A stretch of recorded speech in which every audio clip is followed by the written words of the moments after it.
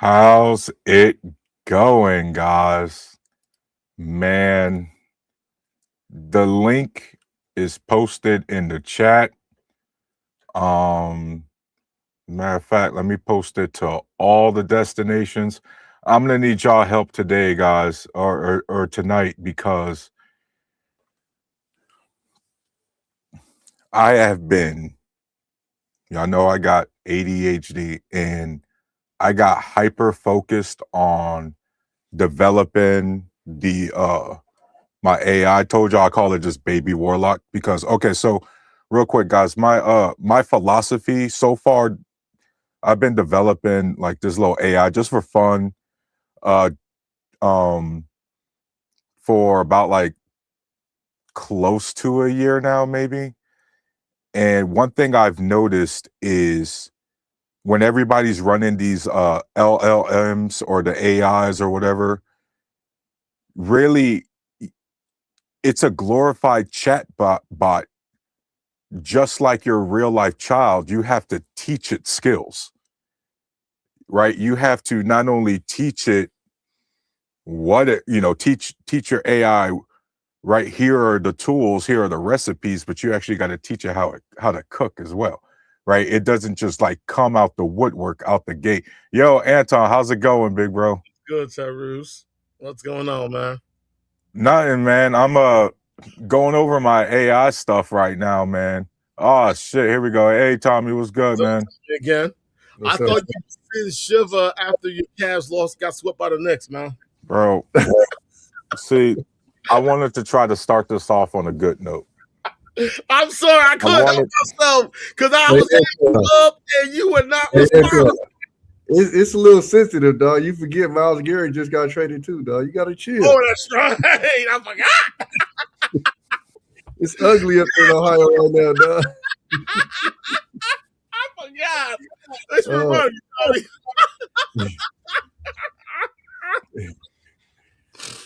you, I got a lot of boys from Akron, so I'm hearing all the pain right now. Hey, some of my friends are from Urbana, so I already know. Yeah, guys, it's pretty rough up here in Northeast Ohio right now. Not gonna lie, it's try being a Jets fan. That's all I'm gonna say. Try being a Jets fan. But yeah, you guys are in New York, though, you know what I mean, or at least you're in New England area. I'm in Jersey. Have you seen the list of quarterbacks, Antoine? Yes. Come on, hey, stop. Hey, shout out to Paul and them boys. The last stream they did that. That's the sports talk, man, and that's why I intentionally avoided it the last few weeks.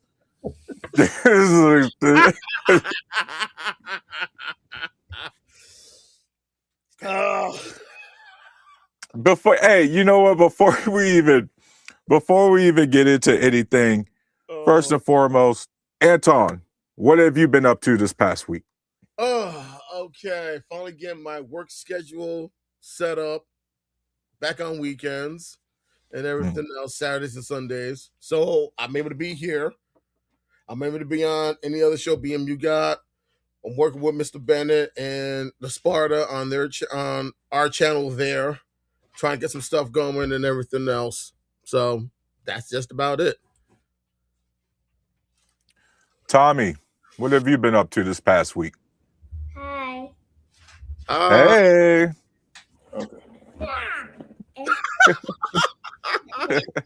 Main character syndrome.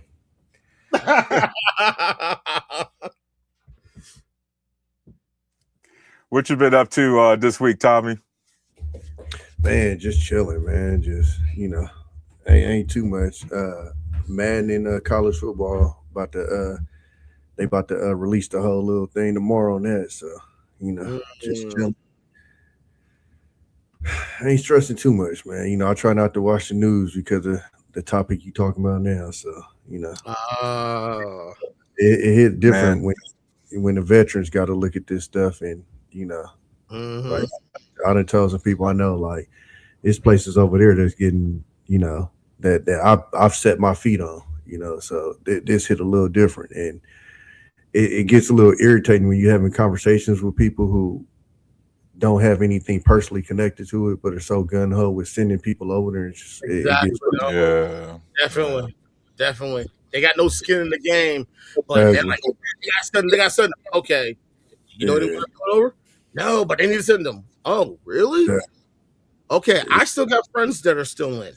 Exactly. I served. I served. My brother-in-law served. 3 of my cousins served. But you're so okay about sending my colleagues over there, and yet you got no skin in the game. You know who the worst, Antoine? The I would have veterans. If I went back, I would have. Like the most patriotic ones are the one. Look, man, I tell people straight up, man. I think I was. So if you anywhere around, I say over 43. If you didn't sign up, don't talk to me, dog. Because and I'm gonna just say when we were told we were directly hit, if you ain't jumping in, and what we talking about? Straight up, 9/11, 2001. If you didn't get up and go do something about it, I'm not trying to hear shit from you. Straight up. And I had people tell me, "Oh, I had a family and I was making so much money." I know people that joined with a family. You know, like it's just, oh, I was in there. Oh, I was. That's cool, but just respect the fact that when somebody directly came here, you wasn't. You wasn't. So we don't want to hear about you being 50 years old and oh, if they called me now, I would go. You washed, and you know you're washed. So it's easy to say that now. And I put it like this, Tommy. For me, I mean, I'm here in Jersey. I ain't that far from the World Trade Center. Yeah. All right. So I tell a lot of people on these panels who aren't from around here, September 11th is always going to hit different around here in the tri-state area. It's always going to hit different down in the DMV. Yeah, for sure. Because I need the audience to understand exactly what Anton is talking about here and what Tommy is talking about. And I'll clean it up a little bit because sometimes these guys are a little bit more aggro than I am as a vet. Believe it or not. Guys, there is nothing wrong with being a civilian and supporting the military and thinking your military is the best and all that. Guys, that's fine. That is not the same, or that is not patriotism. You can't call that patriotism when you're really just being reckless with the lives. You see what I mean? Like, it doesn't matter how badass a military might or might not be. Either the war is, and I know some people will go the deeper level about there is no just war, but, and what we're talking about as Americans, either the war is just or it's not. Everybody understood Afghanistan. 9/11 hit. Anton's point. Whole country felt that. Iraq was illegal. We just straight up made that shit up. That's being reckless with lives. Not just U.S. soldier lives, everyone's lives. Think about how many generations of civilians we took out. Their entire bloodline is non-existent. It ended when we invaded. You see what I mean? And that's what we mean. Like, don't be in a rush. Don't be so happy to engage in something that you know is inherently meant to spill blood. It's already bad enough as it is for you to talk about it as if it's a glorified combat sport, like a gladiator ring. It's not. You know what I mean? And if you're not going to put yourself in the position, more importantly, you better watch how you talk to the people who have. Because at the end of the day, everybody here knows, and if you've been rocking me for a minute, I have said it multiple times, I am a big resume person. You better have the credentials to come up here and at least the audacity to feel some type of way and say what you got to say. And a lot of you guys, man, don't have the resume to be this bold. Guys, what are your thoughts on that? Well, like this is the cold part, right? Like, because I'm always honest with it. Like, I didn't even join on some like patriotic this and like I joined the situation I was in, right? But what my point is the most gun ho, the most fly the biggest flag out the back of your truck guys are the guys that was 18 plus during that time, and you was nowhere to be found, brother. And I'm gonna be honest with you, y'all don't care about us like y'all try to say y'all do. See, actions over words. I'll ask all of y'all: have y'all ever been checked up on at any job outside of military as a veteran? Has anybody ever came up to you and said, "Hey, you good?" Da, da, da? Not one time. I've been out since 2007. Every job I get, I have to put down that I'm a disabled veteran, etc., etc. Not one time since 2007 has anybody came in and said, "Hey, you good?" Da, da, da. So it sounds good. Oh, we love our vets. Da, da, da. And mind you, I don't care if you don't do it. Just stop faking like you do. That's my thing. Because you really don't. We got Phone Auto Talk. Thanks for supporting the channel, but there's something wrong with the military soldier who always has an opinion about something, but has never fought a war for the American people.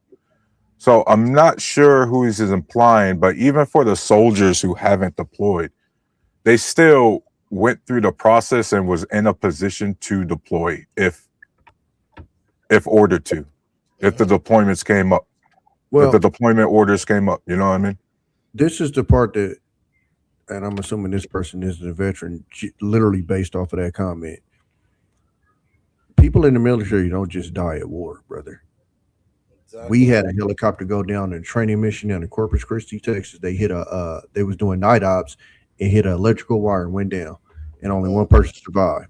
You don't just die when you overseas in war. That's true. Yeah, training missions. We had one guy that was doing a training mission, and he was doing something he wasn't supposed to do, but flew out the back of the helicopter. So this misnomer that the danger is only when you over at war, it's not true either. I got better, Tommy. I got it better. And anyone else in the Army knows what I'm talking about when I say these three letters. The NTC. And Tyroose right there, you already know what I'm talking about. But for those who don't know what I mean by the NTC, that is the United States Army National Training Center in Fort Irwin, California. Yes, the Army has a training base in the middle of the Mojave Desert. And if you want to know how big this place is, let's just say I had an opportunity to put some night vision goggles on, got to a certain point, and I got to see Vegas at night from the desert. Anton. What's up? Here's my only pushback, my one pushback to what you just said. Okay. I still rank Fort Polk, Louisiana, the worst.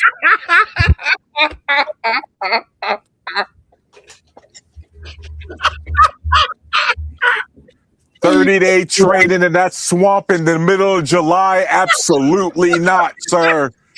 Never again. Never again. I heard the stories about that place, man. Okay. These last two comments. Let's get this understood. All right, hold up. Which one do you want me to pull up first? Hold up. Before you go off, Tommy, I want to get Tom Cornell. Shout out to you. Phone Auto Talk. Tommy's about to respond to your first comment, so you know what I mean. Let's give it a shot real quick. Jake, Krasik, I think what they're trying to say is that no recent wars were fought for American people than for some other reason. Like for sure, that's for sure. You know what I mean? All right, so This is the first one you fired up. So I'm gonna read it out loud. Then Tommy, you can go ahead. Phone auto talk. You signed up for the job underwater. Welders died too, but they signed up for the job. Yeah, well, I was saying that one and the next one is essentially the exact same. And then Jay, that's what you joined the military, knowing that there's a chance you might not come home alive. It's part of the job. And the same thing too. So let's get this understood. Okay. Nobody's up here complaining about the danger. Nobody's up here complaining about what happened. Nobody's complaining about that. What we are complaining about is you pussies that like to sit there and talk all of this shit about how big and bad you are. But when something happened to your country, you sat your pussy ass at home and came up with every excuse in the fucking world why you didn't or couldn't go. But then are so gun-ho to push other people out to go do that is what we're talking about. Nobody's complaining about the danger. You never heard me say, oh my God, we had an RPG shot at us. We got followed by an Iraqi warship. I haven't complained about that not one time. But what I will have somebody do is act like a fucking cheerleader to go send people that I know over there on some bullshit, just like what he just said to fight a war that ain't got shit to do with the American people. That's the problem. Yep. I'm talking to the people that will root for us to go over there and do that shit is what I'm talking about. And when you get, again, I'll double back. When you hit these, I'm proud to be an American, gun-ho, this, that, and the other. I go back to, remember the Kaepernick situation. I used to have conversations with some of my guys that didn't agree with it. Mm-hmm. I said, he went and spoke to a military dude. It was their idea for him to do that. Yeah. And then you're going to double back and tell him how he's disrespecting some shit that you ain't never even been in. Because if we want to keep it solid with you, and we all in the military, I've seen people run in the building for colors. If you want to talk disrespect, I've seen people that's out in the uniform you saying he's disrespecting run into the building so they can miss colors. So they didn't have to, do what you're supposed to do for colors. Mm-hmm. See, I know the inside of it, you know what I'm saying? But anyways, to double back to what I was saying originally, though, was, again, like I said, it's a specific person that I'm talking to who's the couch veteran. If I went back to 18, I would have veteran. That's the person I'm talking to. Airborne Rangers. Yeah, guys, real quick, before we continue, this is why, Tommy, like I understood 100% what you said. I was just trying to clean it up for the audience so they can understand. And photo auto talk, I'm going to tell you from my perspective exactly what Tommy was saying. Bro, we are so sick of hearing about the fake tryhards with the, well, I would have joined the military, but I would have punched the drill sergeant in the face.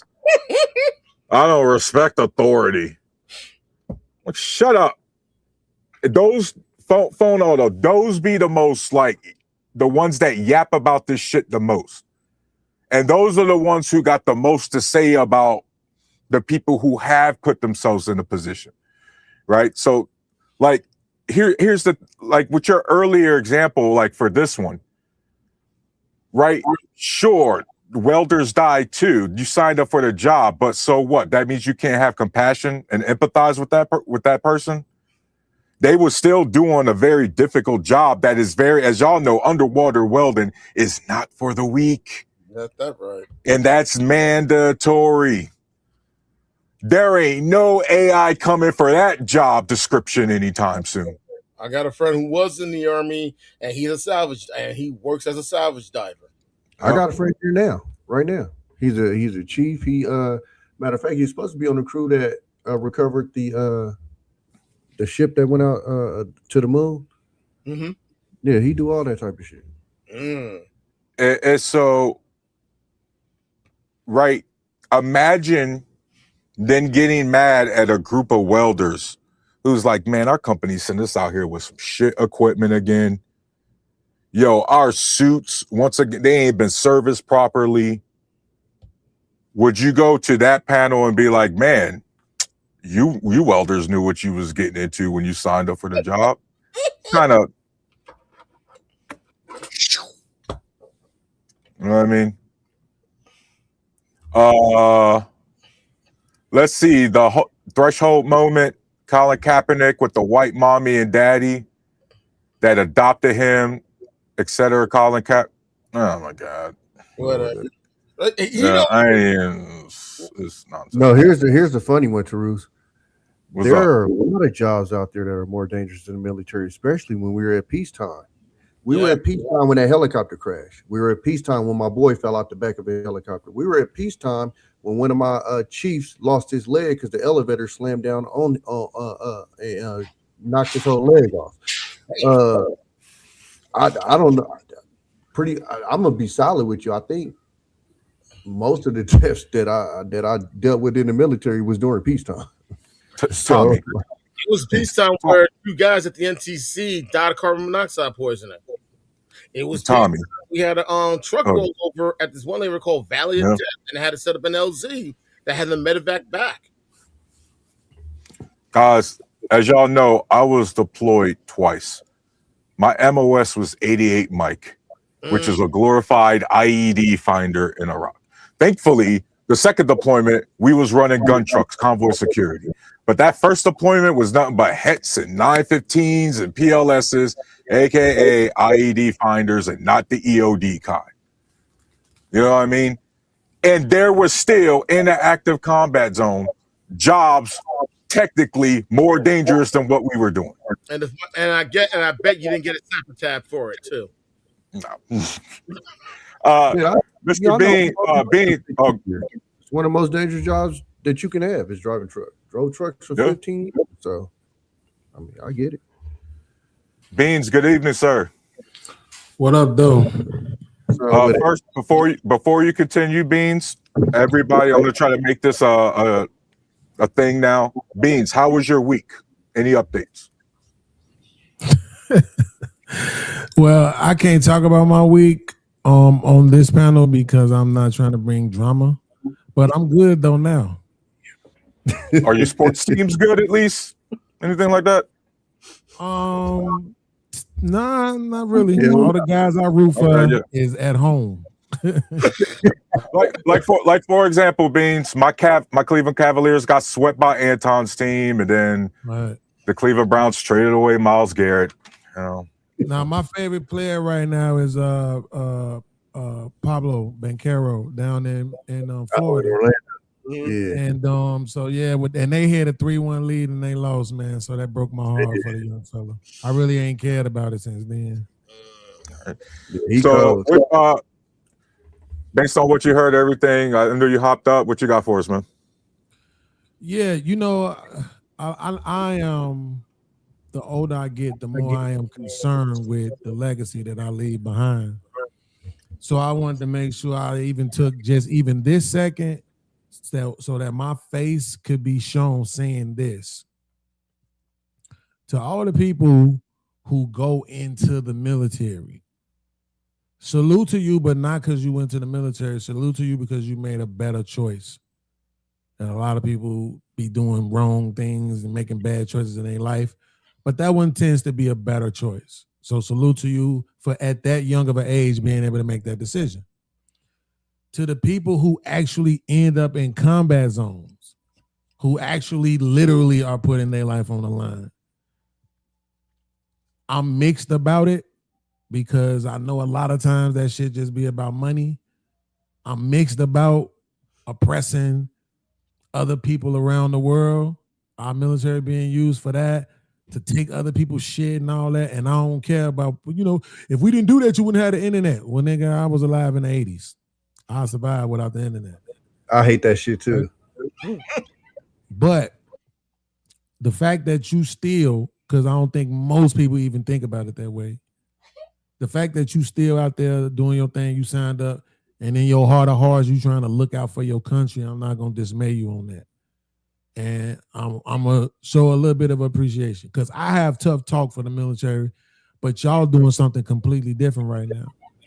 To your point, you're addressing how people treat military personnel. So I don't want to come up here and talk about what the military personnel do. That would be disingenuous. I need for you to be able to have this time for you to talk about what you do sacrifice, what you do provide, and the reason why we should sort of, salute you in a way, right? Without a motherfucker coming up saying, "But what about?" Well, no, Beans. I just want to make sure you understand what we're saying. I'm not saying that you should salute me. I even started off saying I didn't even join on some like proud to be an American type thing. Like I joined to get out of my situation. I was in message. I needed to get out. What I'm saying is stop saying what you don't really mean. Oh, we love our veterans. No, you don't. They homeless all over this country. Again, I haven't had one job where somebody came and said, "Hey, you doing good?" Not one. I got PTSD, anxiety, all kind of shit. You know what I'm saying? Again, I'm not asking people to, right? But they choose to come out and say we care about our veterans and da da da. Mm-hmm. Somebody said in the comments earlier, like these are kind of get mad when somebody thanks for. I don't get mad if somebody thanks for my service. It is what it is. I do know more than likely you really don't care, but you know what I'm saying? It is what it is. But what I'm saying is, if what this country presented towards their veteran was true, then people will be getting treated a lot more better. Exactly. And that's all I'm saying. Yeah, I just wanted to make sure you knew I wasn't doing no kind of rebuttals. Because you've been around for me giving tough talk. No, and even some of the stuff you say, I'll be getting. I think it's a lot. I think it's some nuance in there that you don't know about.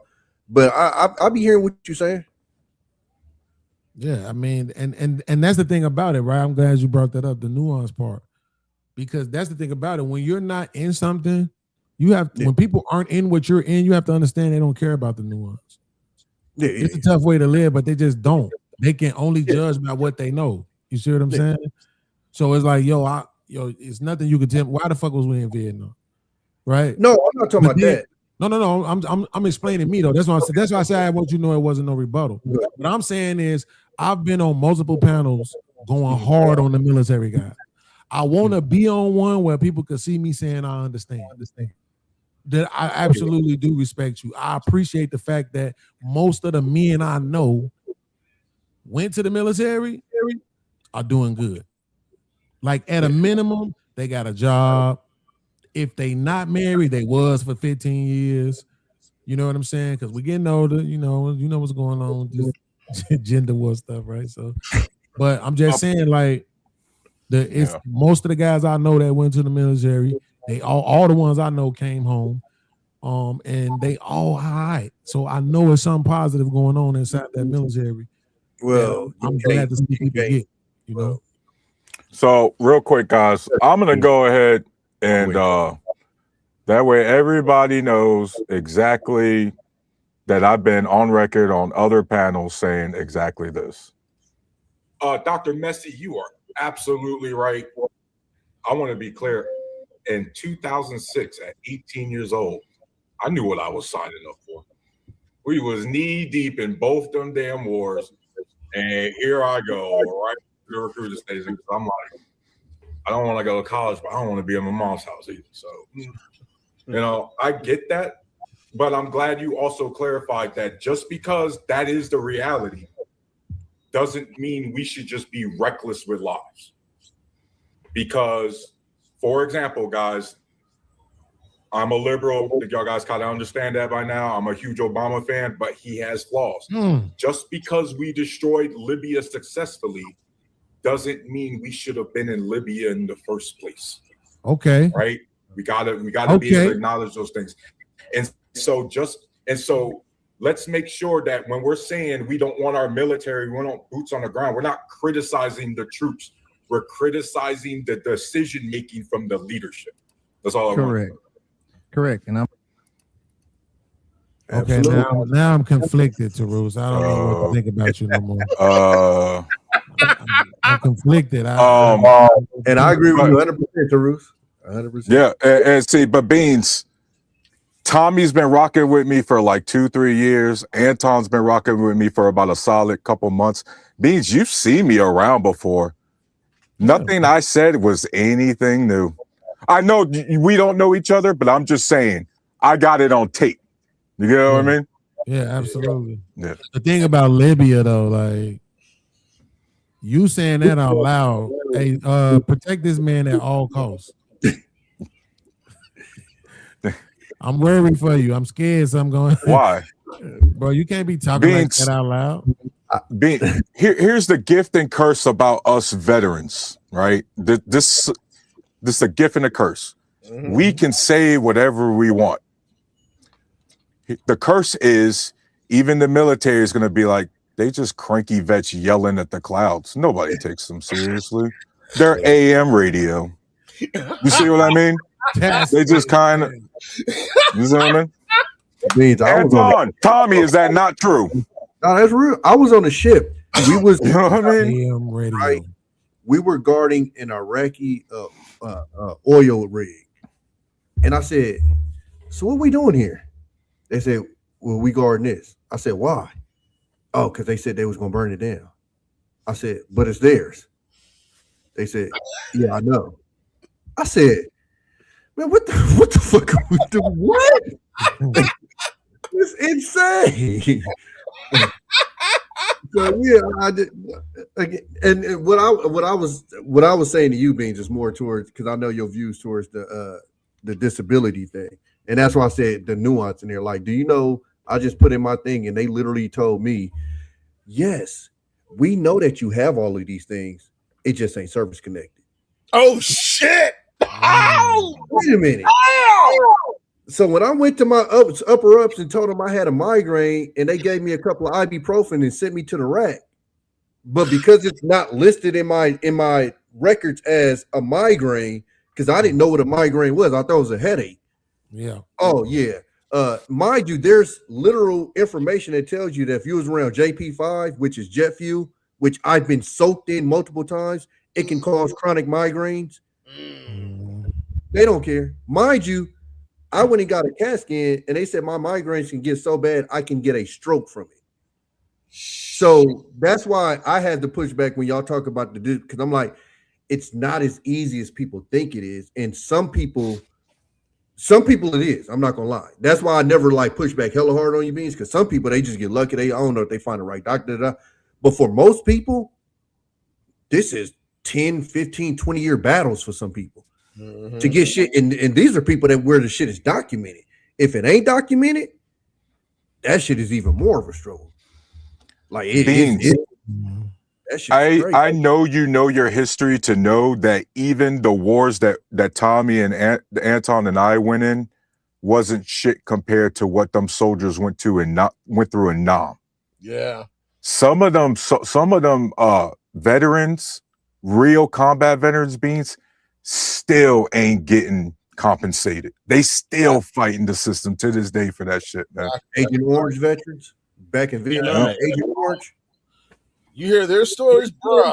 It's rough. Like, I remember a couple years back, this is when I was still in part-time. I was coaching at the high school I graduated from.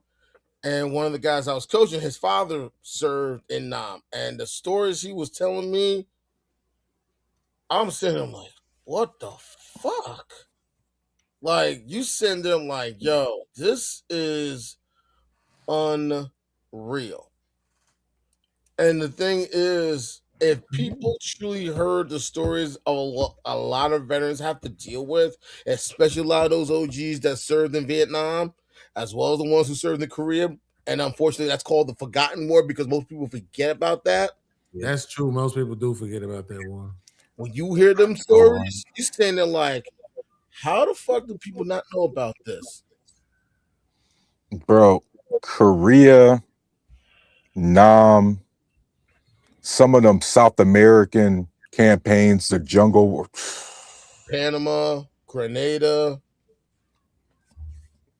Those are the combat. Those are the environments that you read about in history, where the disease wiped out more soldiers than the actual combat did. You know what I mean? That where you know, like back in the day, those were the environments people was catching gangrene. I think that's what they called in the crap like that. So if you got infected, nah, bro, they couldn't just clean it out. They had to chop your shit off, or that was it. I heard stories. You know, stories from guys from Nam, and you hear it in the movies.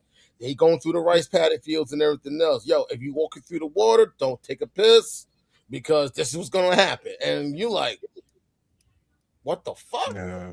And But see that's the obvious stuff. I tell you stuff like from my point of view in the Navy, asbestos, all through them ships, all through them ships.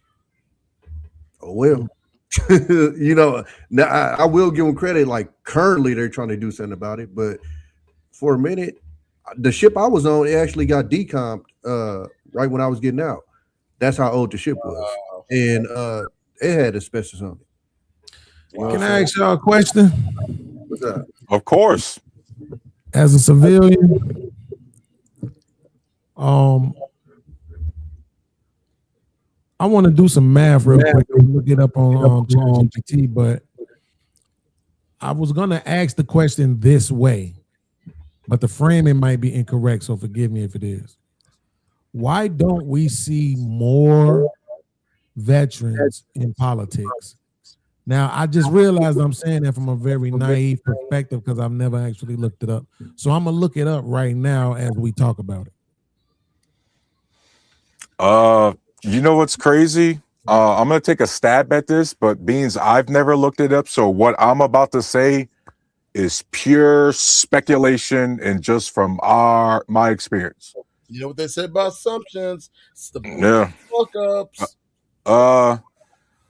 I think for a lot of veterans, we get kind of tired with the government bureaucracy. You just don't want to be bothered. Exactly. For a lot of veterans, it's almost like what would be the point? Like the country didn't protect you when you were serving. They didn't care about you when you're serving. You're gonna go into the same swamp and end up being part of the same swamp that does nothing for the vets. Right. So there's that. And then unfortunately, Beans, I'm not sure if the veterans the combat vets, at least that we do have in Congress or serving in the government are worth the fuck. Because guys, I have to apologize to the country all the time for my state delivering y'all JD Vance. Fuck him. I hate his ass. I hate him. I hate him. And guess what, Beans? He's a veteran. Word is, Bruce, they about to be on his bumper. Hey, Tommy, you see, hey, Tommy, Anton, you see his daddy fled to Argentina. Peter Thiel. Yeah. It took the family to Argentina. Oh shit! Trump guy until Trump sent him the little the kite, the BVP. He wasn't like that. That's the craziest part of watching a lot of this stuff. It's like you're literally watching people with no integrity. Yeah. Honestly, Mr. Beans, I can tell you one reason why a lot of us don't go into politics. We don't got time for the bullshit. We dealt with it before. Why the fuck we want to deal with it again? Plain and simple. That big mic drop?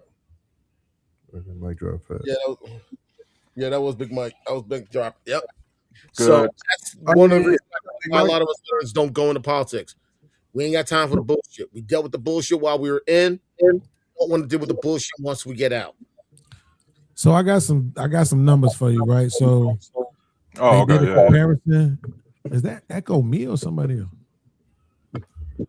Because I don't hear echo when y'all talking, but I do when I'm talking. I don't hear it now though. Can y'all still hear me? Yeah, you good. good. Yeah, you good. So it says of the U.S. adult population, veterans make up 67%. Of state legislators, they make up 10%. Of governors, they make up somewhere between 10 and 20. So just say 15. And then the U.S. Congress is about 18%. So that's the place where you really see them the most, that is in Congress, right? Which kind of makes sense from a military perspective. And there, I'm pretty sure in the military, you learn how to politics. So, I mean, they don't get no higher really than Congress, technically.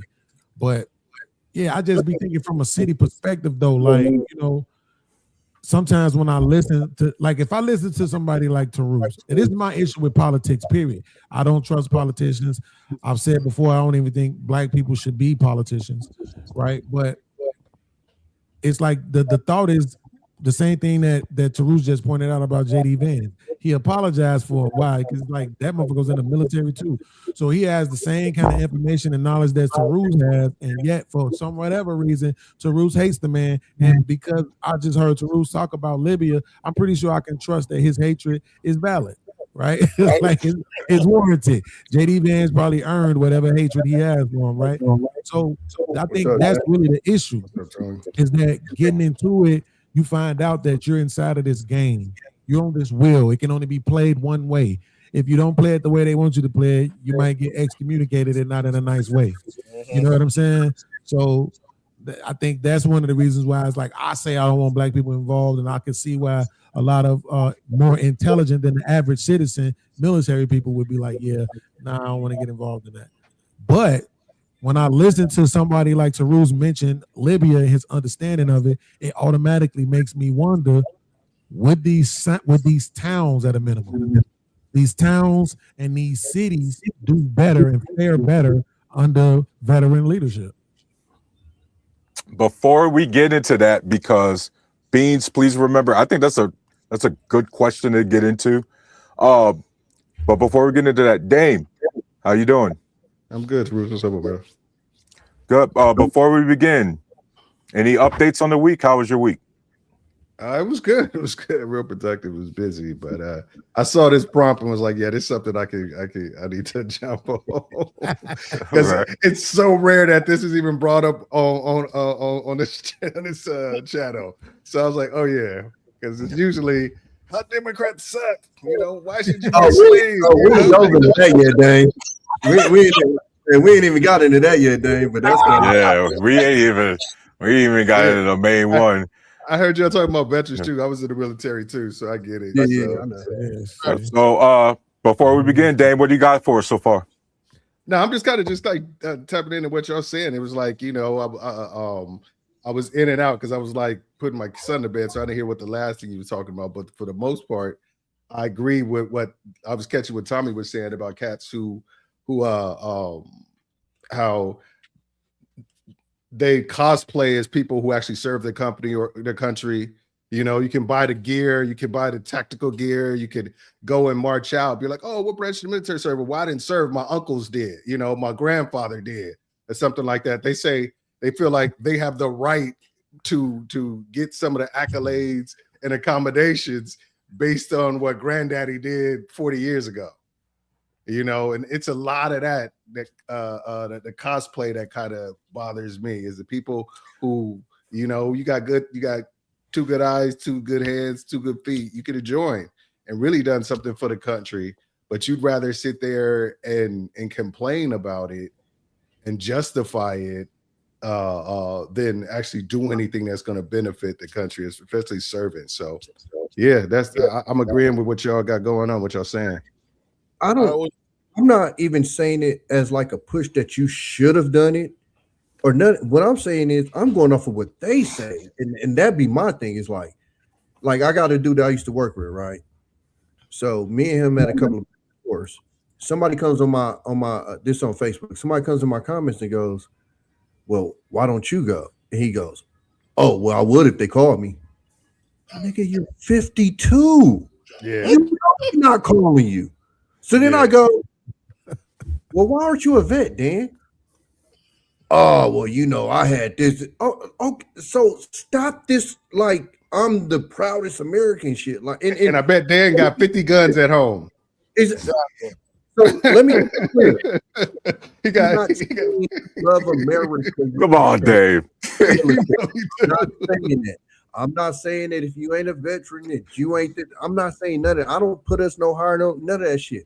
I'm talking about specific people who act like they are, you know, like they love America more than everybody, yada, yada, yada. But when it was time to answer that call, you was nowhere to be found. That's who I'm talking to. I'm not, if the military went for you, cool. And you're probably going to show that. Beans ain't never showed me in anything that he said that he was envious of the military.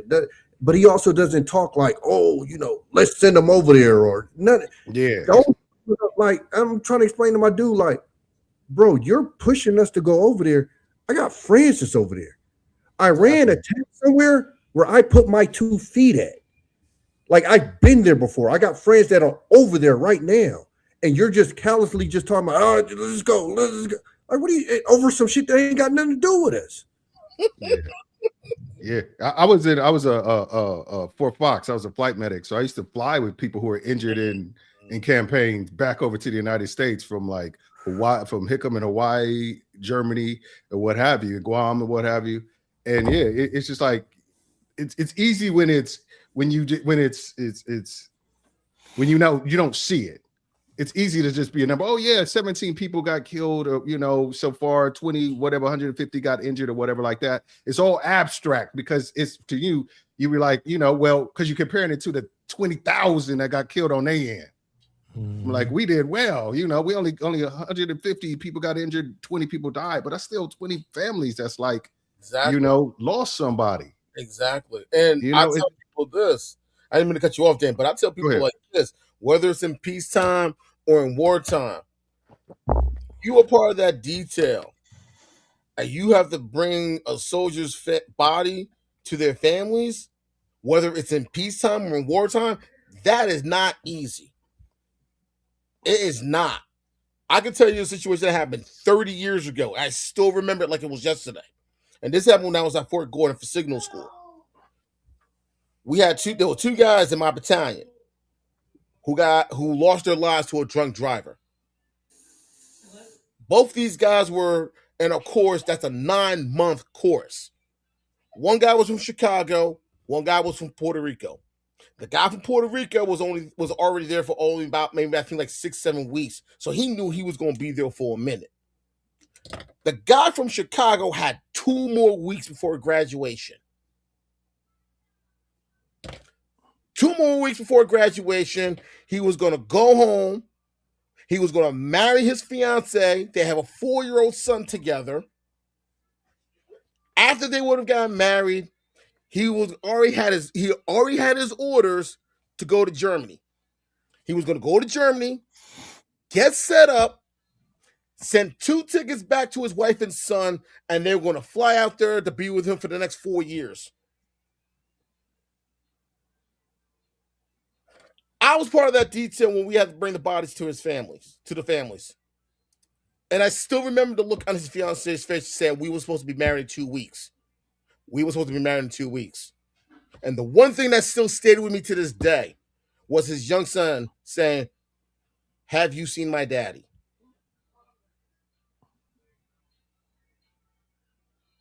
That is one of the toughest things that gave me an introduction of how tough the life we chose is.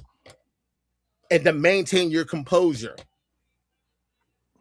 And I still remember it to this day like it was fucking yesterday. Those are the things most people don't realize.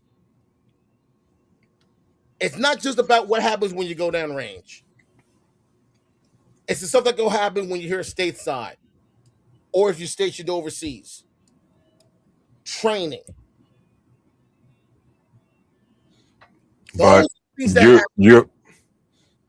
you heard the comment earlier, Anton. Even if it's not training, hey, bro, you're a welder. You know what you signed up for. Like, dang, bro. Like, again, it's just it seems to be an ongoing theme in this country to go out of your way to lack empathy for anybody. I tell people this. Look, talk all you want. Say that you could have joined, would have, could have, should. If you're an able-bodied person, here's a pen for you. Put your name on that dotted line and shut the fuck up. Or if you do, don't be cavalier about the people we do lose. Exactly. Just be like, hold up. If you're in the Air Force, here's a pen right here. Put your name on that dotted line and shut the fuck up. Yeah. Because the Air Force used blue ink. That's why. So I had to make sure. I know you got some. All right, guys. All right, so before we get to the main topic, let's get to, I think it was going to be a really good discussion, or I hope so. Beans, do you remember the question about military being in? Yeah, do you all think that even like towns and cities, you know what I'm saying, more on a local level, that those places would function better with veteran leadership? You know what I'm saying? Tommy? So that whatever positions that facilitates, towns and cities? I'm gonna keep it solid with you, Beans. Like the veteran thing, to me, doesn't give you this thing up on civilians or anything like that. Like we people, you know what I'm saying? So the only thing I would say that would give you advantage as a veteran is maybe like military type stuff. But outside of that, I don't think you being a veteran makes you look at anything. I don't think it gives you more. I'm gonna be honest with you. I don't think it gives you more integrity. I think you'll get bought just like anybody else will, et cetera, et cetera. So I'm not one to just sit here and go, oh, if it was a veteran, we'd fix everything. Like, nah, we people just like everybody else, to be honest with you. Well, so just so we don't have to, fuel any redundant answers, I want to take that part off the table, though. Like, we know that anybody could be bought, right? But let's just look at it from a best case scenario situation. Because the one thing that I am, like I said, when I hear Tarus talk about Libya, with the level of understanding that he just showed, even in that simple sentence, that says to me that this person has enough world experience to understand how much it matters for the people of a town and for a city for you to get it right. Like they don't even have nowhere near the understanding of how the world works that you do. They just in a little bubble where they just want to get up and go to work and come home and have dinner and hang out with their friends and raise their kids. They can't even understand the magnitude of what it takes to run a town, let alone run a city, let alone run a state, let alone run a country, right? But I just feel as a military veteran, and I get your point that it's probably not even the majority, but I'm just saying the majority, we don't have a majority of positions for politicians anyway. I think y'all could feel it better with that expanded wisdom on how the world works and being able to facilitate that for a smaller group of people, say in a town or a city. So you got to remember too, like Tarus is coming from an enlisted point of view, not and most of the people that would be in politics would probably be from the officers, field grade. Drawing a blank, but yeah. So and so, I'm gonna be honest with you. Yeah, commission. Yeah. Officers. Yeah, commission. Are essentially politicians. That's why when they go over there, they do what they're told. You get what I'm saying? So most of the enlisted, put it like this: enlisted would be blue collar, officers would be white collar. Yeah. Most of the people that would end up in politics would be officers. Yep. Their whole career is essentially politics, and not politics, say like American government, but military politics. So it's essentially the training ground for them if they want to end up going into real politics, which is essentially what I'm telling you is you're going to do with the same shit. You know what I'm saying? Now, if you were to say, if you took enlisted guys, that will be better, but they're not going to want to mess with us because they know we think like Tarus. They want people that they can control. So if you're going to put them in there, they're going to put the officers who they've already trained to be controlled. But that's what I'm saying. What if y'all are the ones that's in control? No, Beans. Can you imagine a bunch of me's unmedicated in Congress? No, sir. I don't know. Bro. You don't want to, dog. Nah. It is like what they say. It is like Parliament and like them in like Turkey or somewhere. They be throwing chairs and fighting. You think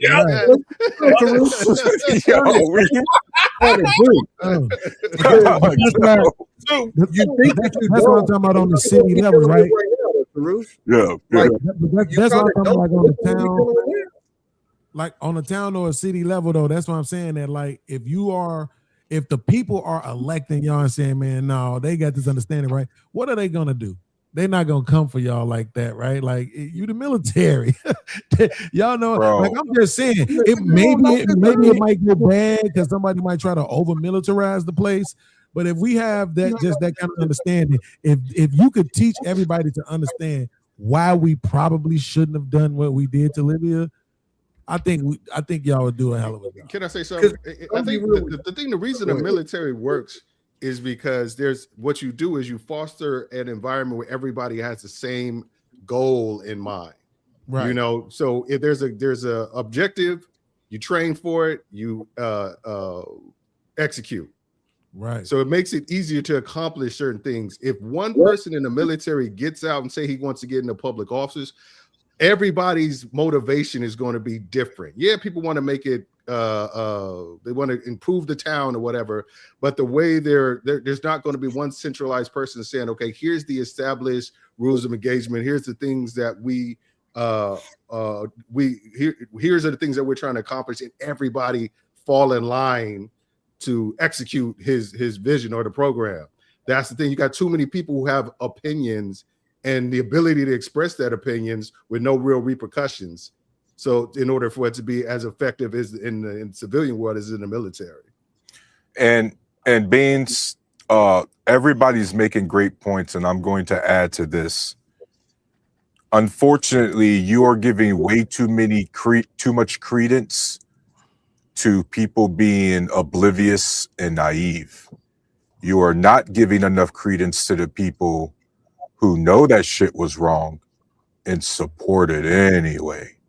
Plenty of them exist. You got to remember, a lot of the times, and this gets to Tommy's point about the officers, the commission, a lot of J.D. Vance, for example, right? The bachelor degree guys, right?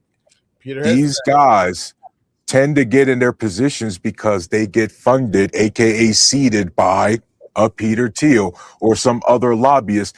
And guess what? Prior to them going, a lot of these military guys, Beans, that's in Congress, they didn't go straight from the military to Congress. They went from the military to government contractor, to some intelligence job, right? To some NGO, and then got a campaign up together to be like, hey, we'll run you in this district. And even then, that's highly dependent on your political party. Yep. Because a good number of these officers either did ROTC or they're rank knockers. Yeah. You know what they tell us in the military, Beans? Don't call me sir. I work for a living. Exactly. Officers are called sir. They tell you straight up, don't call me sir. I work for a living. Like exactly. It's so when if you could get like what Big Mike said in chat, I'd rather an E9 in charge than an officer. E9 is like towards the top of enlisted, which is our people, blue collars, and like they're more like if you ever get to a job and you got like that just old boss who just don't give a fuck no more. Mm-hmm. That's what E9s are in the military. Like they just wait there. They don't give a fuck. It's just like they done. Like hit me literally my cousin was a chief master sergeant. He was an E9. Damn. He was the same way. He was just like, man, look, just don't do. He was calling officers by their first names. Don't be an 01. So basically, they got an outdate, huh? So Beans, it's really, unfortunately, Beans, it is going to have to be just as nuanced as picking a civilian as your elected official. That's just the reality. But hey, because you got to remember, Beans, are you going? And I hate doing this because I think the service, everybody serves, but when we're talking about, again, Congress, when we're talking about effective leadership. Now, what happens if you got two veterans going against each other in the election? Now, guess what, Beans? Now it's not good enough for them to be veterans. You're going to look at them and go, man, what was your actual job in the military? Yes. But then you're going to look at what their actual job is, aka their actual skill set, and go, are they actually more qualified than the civilian? And the worst part, Jeruse, they're gonna be comparing fruit salads. They're gonna be looking at who got what ribbons and everything else. You don't want to go there. Yeah. You never want to start. If I had a choice in the matter, I would just listen to people talk.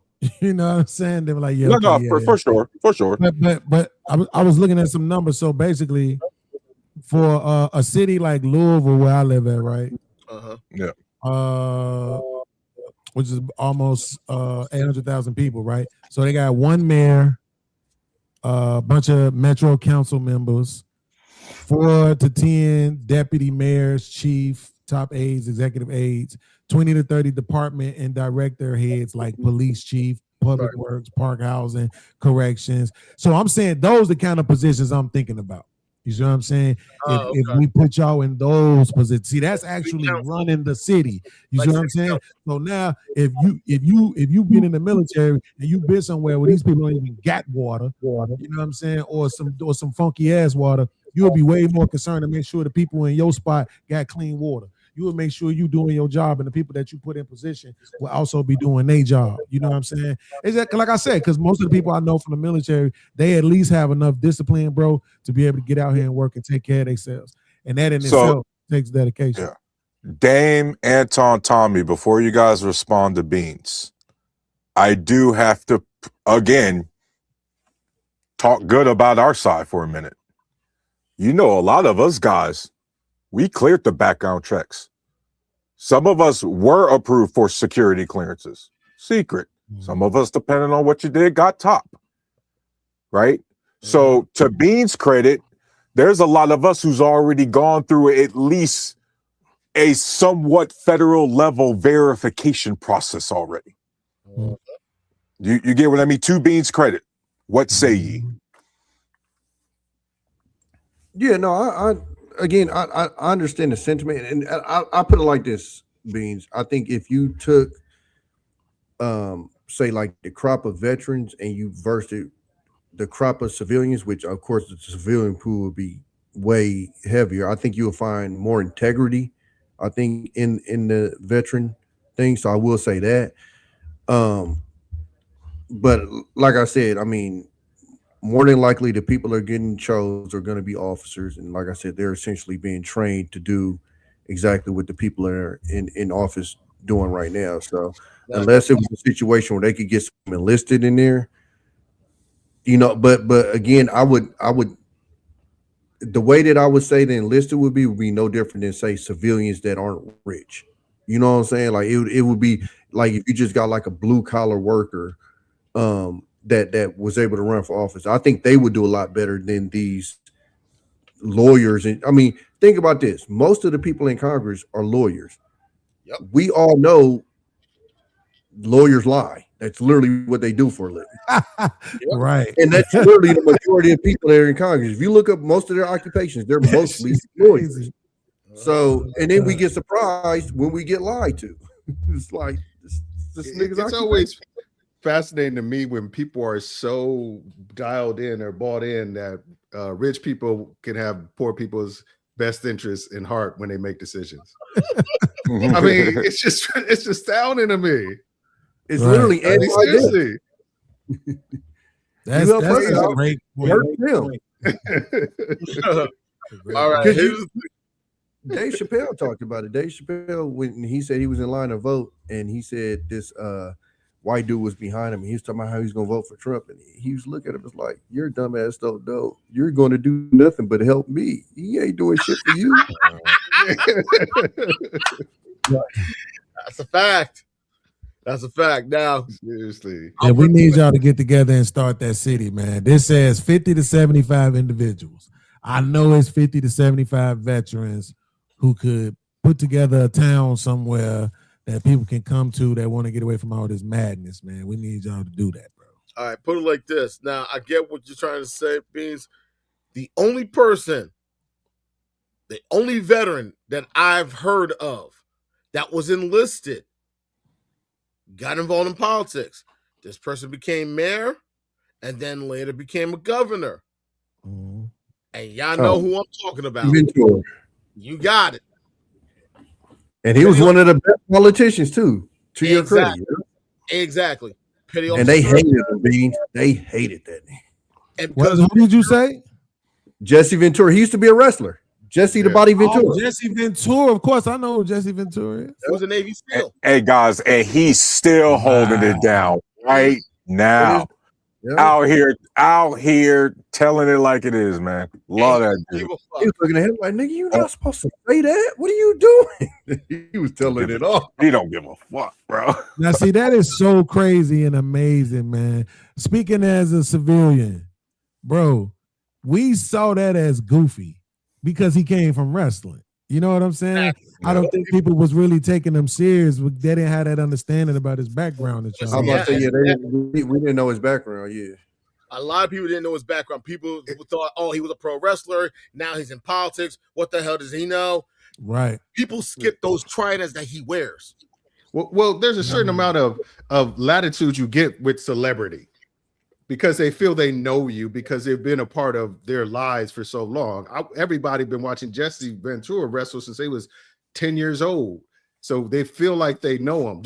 And I say the same reason, I know we're going to get into Trump later, but the same reason with Trump. I was like, Trump has been part of the black community for 35 years. The only person whose name's been mentioned more in hip hop in the black community than Trump is Halle Berry. Mm-hmm. That's it. So it's natural that people have an affinity and a connection to him, and he seems familiar. So that's the reason why Jesse Ventura, Jesse Ventura is kind of he a little off, he a little out there, but he's not scared to tell the truth. That's the thing. And I think the reason why people give him a little more leeway is because they feel like they know him because he's been a part of their lives, active part of their lives, not a passive, like some of these politicians for 30 years. Exactly. People remember him as a wrestler. They remember him when he was in Predator, when he said one of the most exactly lines. Same thing. Arnold Schwarzenegger wasn't even born in this country, was the governor of California. Yep. Couldn't even pronounce California. Called it California. Yeah, you know? Yeah, that's what I'm saying. Like it's starting to, I think that's why people kind of like look at politics the way that they do now, look at the military the way they do now, because there's been so many different things that has come about that has weakened that esteem. You know what I'm saying? On the titles of politics and military. It's just been too much. You know what I'm saying? It's been kind of mocked so much in regular media and in real news from people inside of these positions making some of the craziest mistakes. And I think that's why I don't carry the same esteem that it does. But I would say online, though, mostly, Tarus, those conversations that you hear online with people, and I'm talking about in the chat, but I'm talking about like on panels. Yeah. Those conversations where you hear people kind of, dismaying the military, bro, it's because on YouTube, it's a lot of military veterans on YouTube, bro. Mm-hmm. We're on this panel right now. Okay. Yeah. It's a lot of military veterans in this YouTube space. And unfortunately, a lot of them are also what I call conservative douchebags. So they're the ones who get on the internet and tear down poor people. And poor people's response is, you ain't all that because you chose that because that's what they say to the gangbangers. You chose that life. So whatever came with it, don't expect for us to feel bad for you. Right? And they say that to the single mamas. You chose that. So that's why online you kind of hear the pushback that you hear. But I think in reality, in the real world, the only reason why it seems like it is not as respected as it used to be is just because there's been a lot of players in the last few years that made those positions look bad. You know what I'm saying? Made them look like they ain't all that. I 100% agree with you. And especially for this time period right now, I agree. Take a step back with me at a macro for a little bit means. I think there's always, or at least I think I can make a solid argument that when it comes to the public perception in U.S. military, that's always wavy, bro. It's always dependent. Yeah.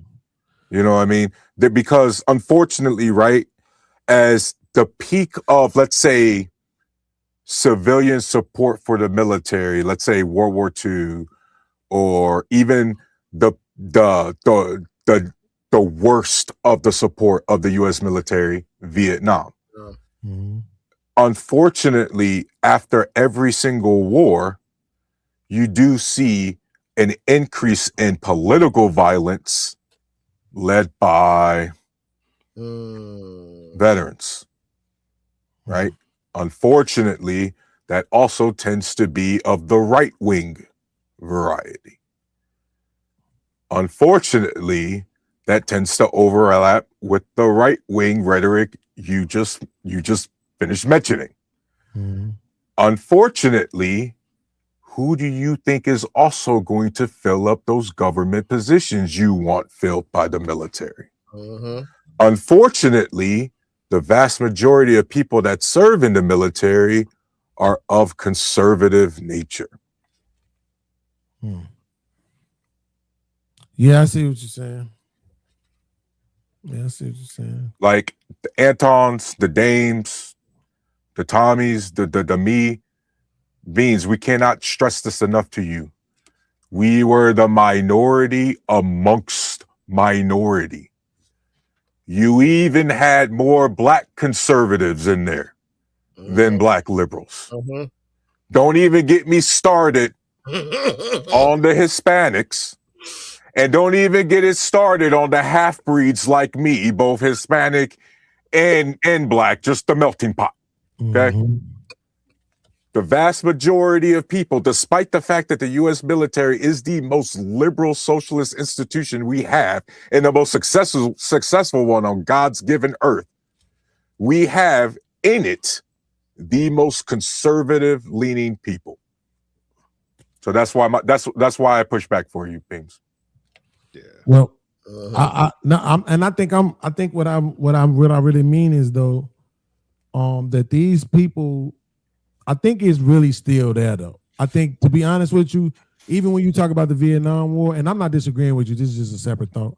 But even when you talk about the Vietnam War, at that point, the military was already perceived as a political arm, right? You see what I'm saying? Because you had all those different campaigns against the Vietnam War, right? So that's why people had a lot less respect for them and all of that. I think people had kind of understood at that point how the military could be used politically, and that's why you had a lot of, if I will still wouldn't argue it was the majority of the country, but a lot of the country who kind of protest. I've heard horror stories about how people came back and they was called baby killers and all of that type of stuff. But you know, if I just had to pick based on what I've seen, it probably had to be somewhere after the Second War, because it seems legitimately, based on what I've seen, I ain't gonna try to pretend like I'm a historian, but basically from what I've seen, it seemed like legitimately the military was super duper respected. You didn't even play it. Nobody even played or was disrespectful towards the military. None during that First World War, none during that Second World War. They didn't play with their vets like that, right? I'm talking about civilians, not the system. No, I get what you're saying, because it seemed like, and I remember seeing videos of those old newsreels, and I remember talking to old World War II veterans, and they told me, it was like, when you heard about guys going off to war, everybody played their part. Everybody was doing their part. All hands on deck to make sure they had the equipment, the weapons, and anything and everything necessary to make sure the job got done. The famous picture of Rosie the Riveter, the white woman with the do-rag showing off her biceps. Women went to the factories, worked those jobs, while the men were deploying. In the wars, every war prior to Vietnam had a better PR team, because in World War II, you could see the enemy, you could hear what they're saying, you can see the bombs being dropped. You could see everything. So it's like, this is the bad guy. We have to stop the bad guy. And then they aligned with the Japanese who attacked Pearl Harbor. See, this is the bad guy. Here is your enemy. This is what they look like. So everybody was all for it. But in Vietnam, people are like, why are we over there again? Well, we're going to fight communism. But are they attacking us or are any of our allies? Well, no, not particularly. What? It's like nobody. They had a horrible marketing campaign. There was no Rosie the Riveter in Vietnam. There was no, Uncle Sam wants you. There was no positive spin put on it whatsoever. Because you know why? Because they couldn't. Because people in college were asking too many questions. Yep. Yeah, that Kent State shooting didn't help either. Exactly. Yeah. And I got People friends were who like, Mhm. wait a minute. Why are we there? And there was no real answer to it. exactly. And What is our outcome? And here's the thing most people didn't know. Before the U.S. got caught up in that boondoggle, who was involved in that boondoggle? French? There you go. People did not real people.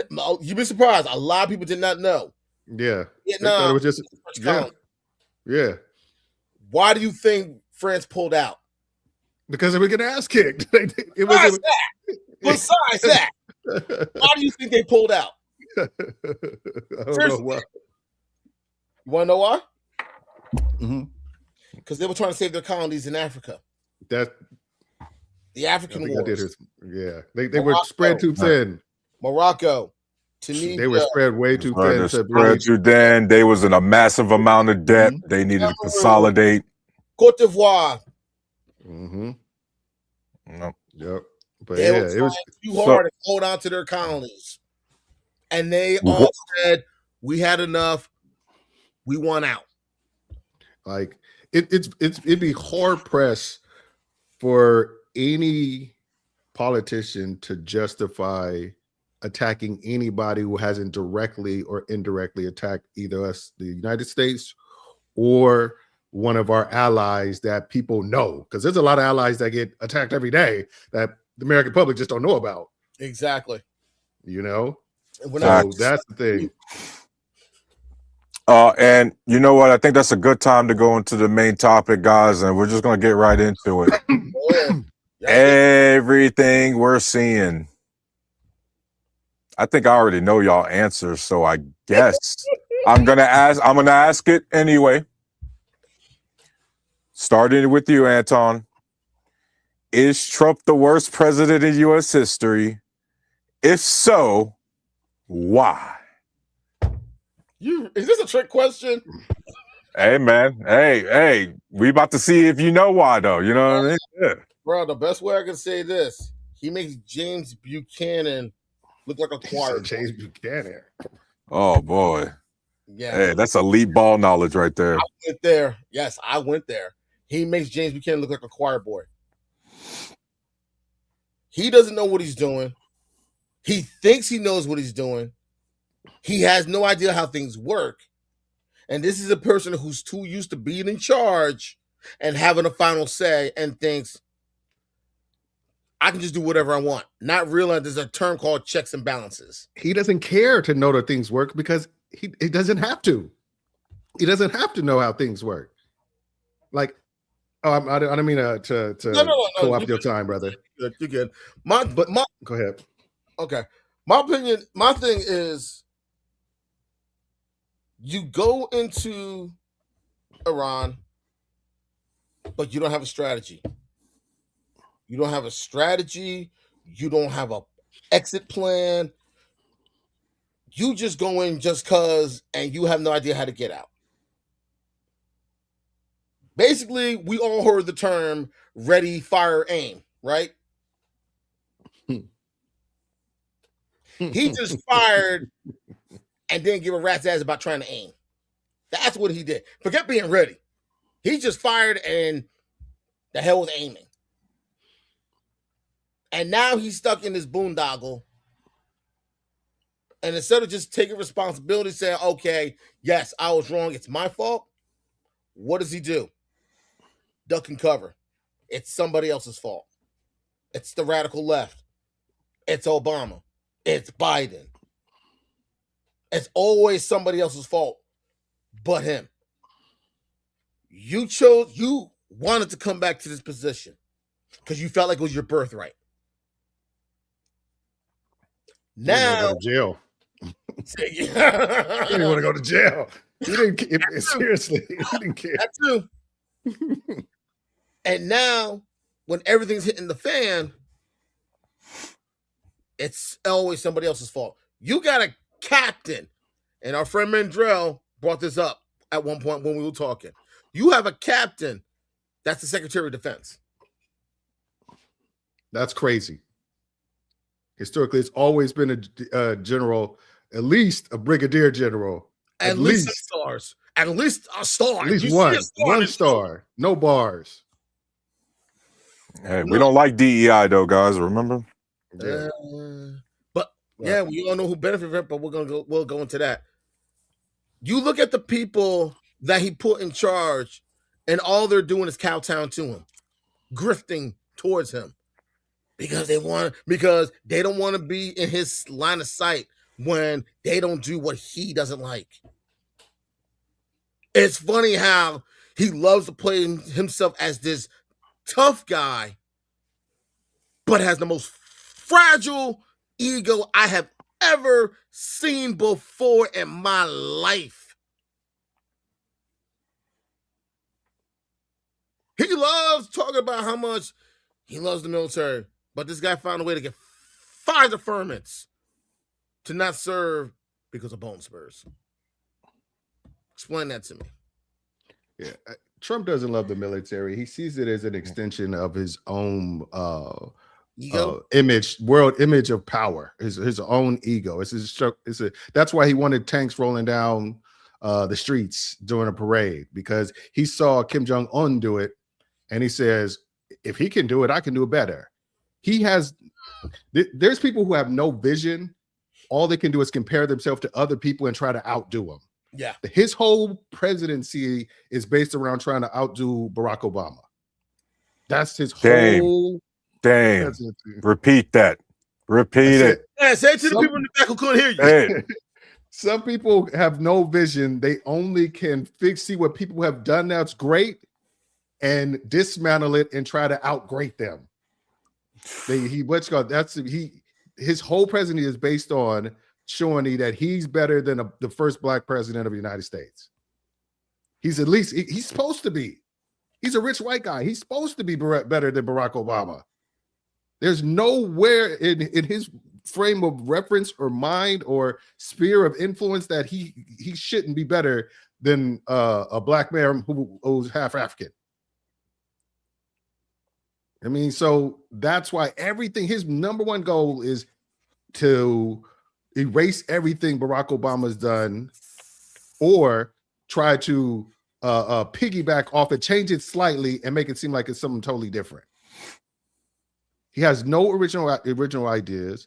I remember somebody said, even if he had a plan, he doesn't have the mental capacity or the empathy to achieve those goals.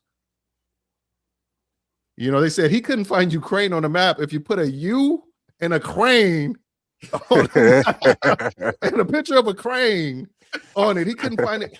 He doesn't know how terrorist works. He doesn't know how geopolitical politics works. He doesn't know how anything works. He doesn't know how the economy works. So it's just one of those things where is he the worst in history? It'd be hard to press to say in history because of the atrocities that other people have done that's caused so much degradation and suffering of indigenous people, black people, and stuff like that, and people of color. So I can't say the word, but in modern times, in the last 60 years, I would say absolutely 100%. And the worst part about it is Dave Chappelle says something so insightful.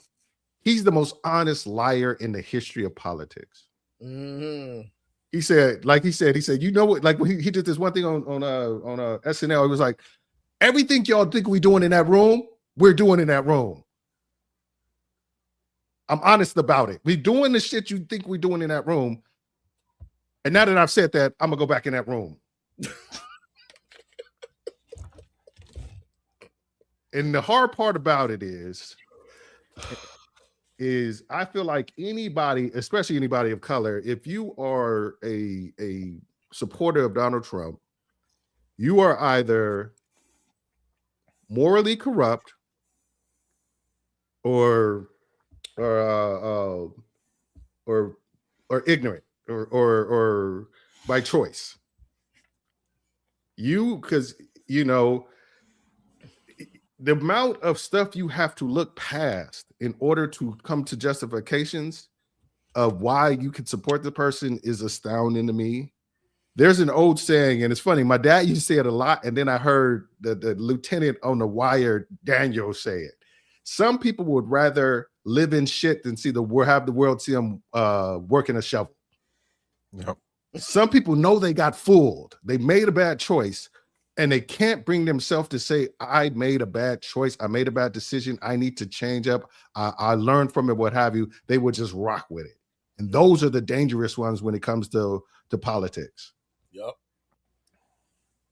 Because they will ride with it, knowing that it's wrong, knowing that it's against their best interest, but they can't have the world or anybody in their sphere to see them that they made a mistake. The ego is too strong, or the cognitive dissonance is explosive as well. But the ego of some people is just crazy out there.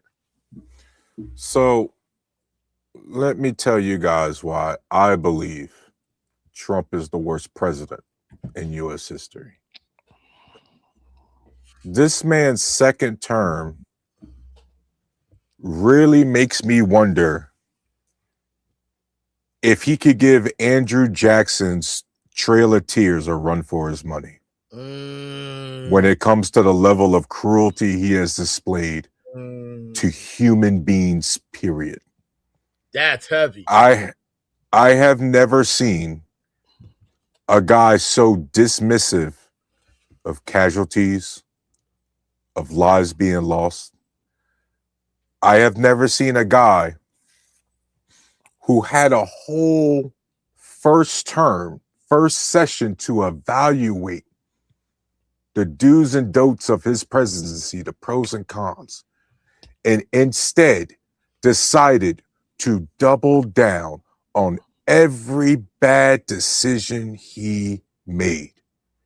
We lost the trade war against China in Donald Trump's first term, and we're losing it again.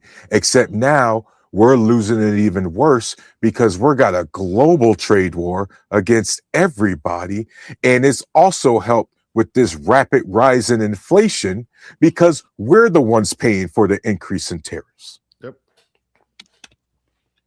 I have never seen a president go out of his way to try to destroy every single alliance that this country has spent decades building around the world, for better or for worse. However mixed results, good, bad, it's end up being. We all know there's that saying, the road to hell is paved with good intentions. We get it. But we all know that there's a lot of the aspects where them soft power diplomatic things, it worked. It worked well. But not for Trump. Trump's the worst president because he is the first one who really tried to rule this country with an iron fist. He is easily the one president who is intentionally trying to break everything he is responsible for. This is the big problem. Trump isn't the creation of this. He is the symptom of the bigger problem with conservative politicians who they tell you and want you to believe so much that government doesn't work and government is ineffective. And so when they get their Republican leadership in positions of power, their job is to literally break it and go, see, look how dysfunctional government is. Donald Trump is the worst president in U.S. history because it is not a good thing that a president could stand on the debate stage, tell the entire country that I have a concept of a healthcare plan, and you receive more votes than your opponent. That level of toxicity, that's not an orbit. No, that's not an orbit around a star. That's getting sucked in the gravity well of a black hole. And our country under his watch is being sucked down the black hole. There's so many reasons. The Iran war, the Greenland, the Canada, so many reasons. But really, guys, he is just the most anti-American president we have ever had sitting in the Oval Office. Go ahead, Beans. Yeah, I gotta go. I just did want to make this one comment though. I could have got way more into this because, excuse me, pardon me, y'all. Trump's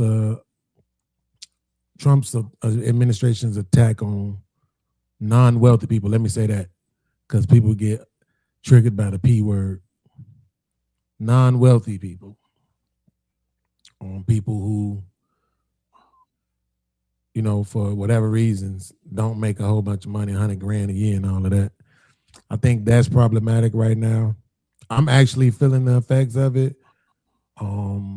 So of course I'm heated. I probably wouldn't have nothing to say about it, but you know, is that I feel it now, and so I know how other people are feeling it who have way more responsibilities than I do.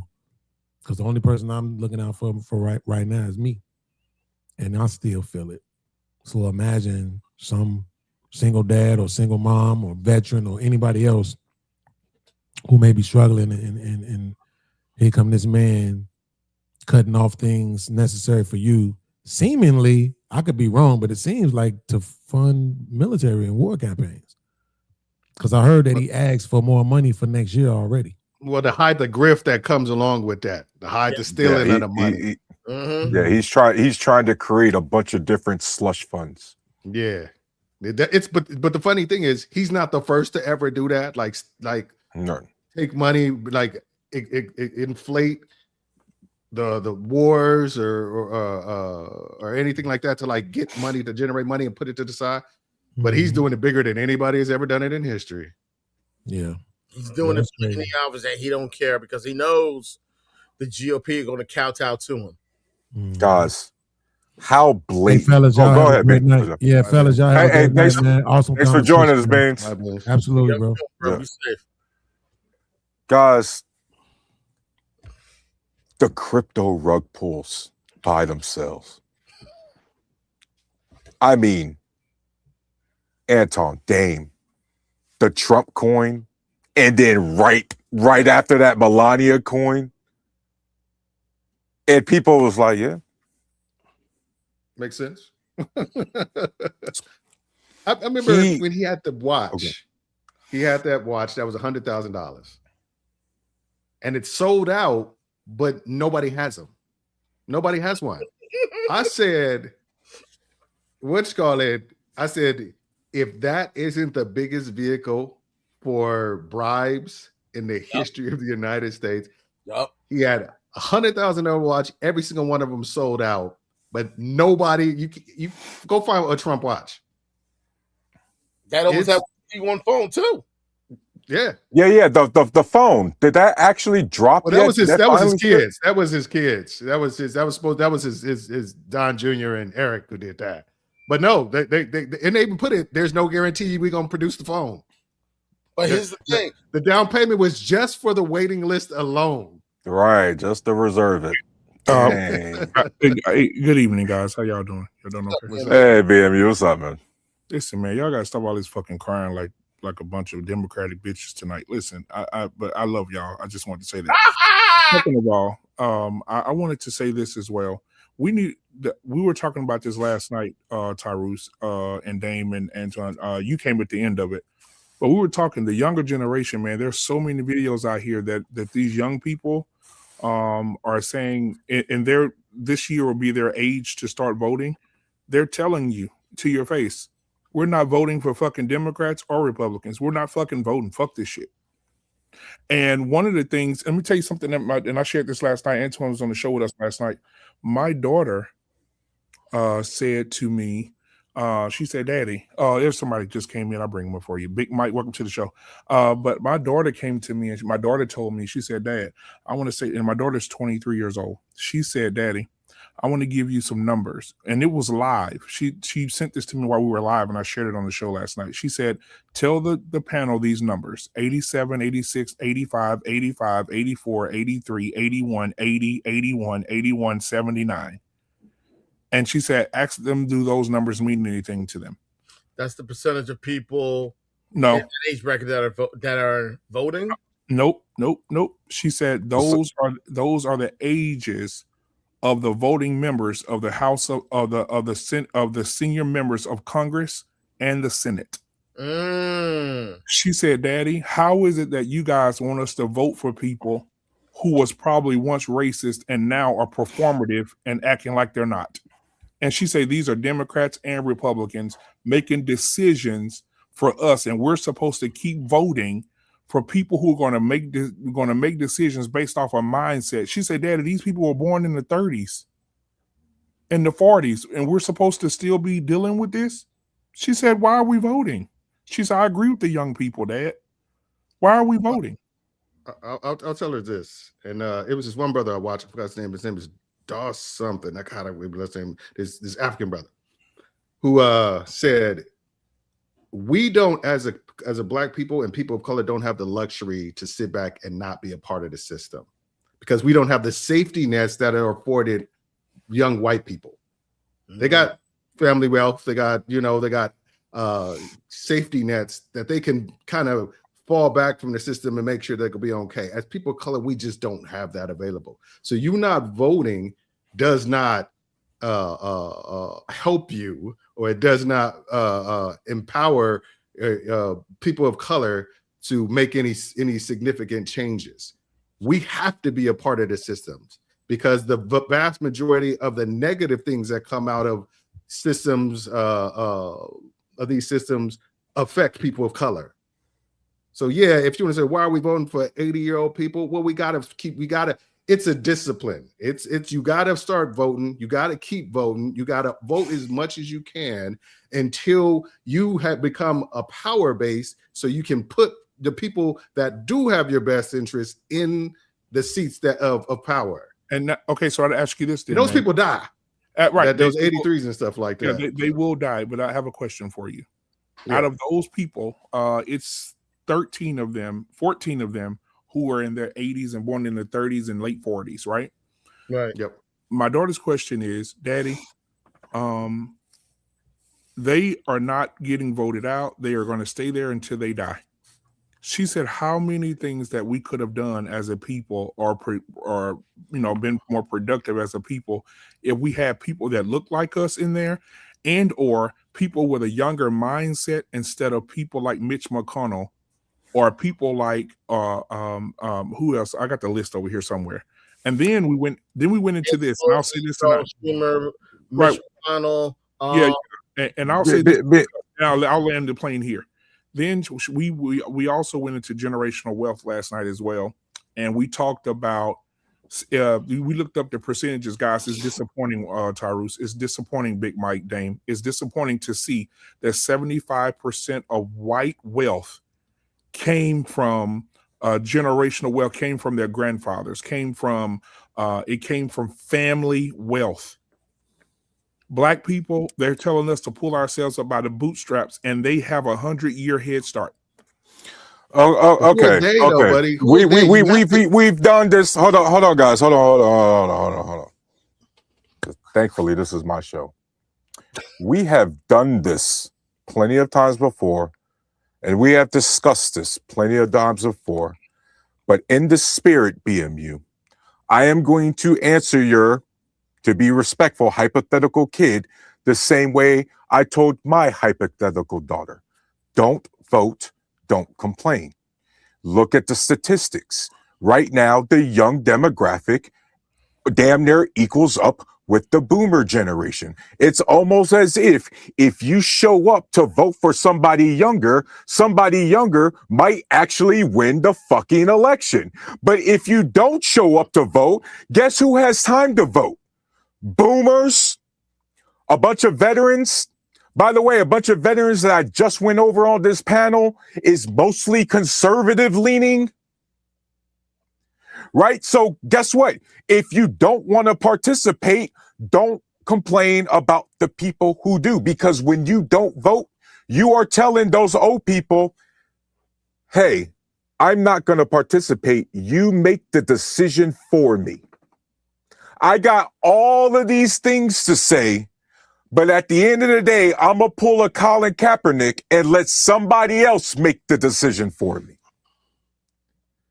Because, right, that a lot of young people rock with Colin Kaepernick. I'm only 38. I was actually rocking with Colin Kaepernick until he didn't decide to vote, because damn, bro, you got all of these political things to say, but your time to enforce your constitutional rights, the one time you got to actually put your voice to pen and it matters, you know where to be found?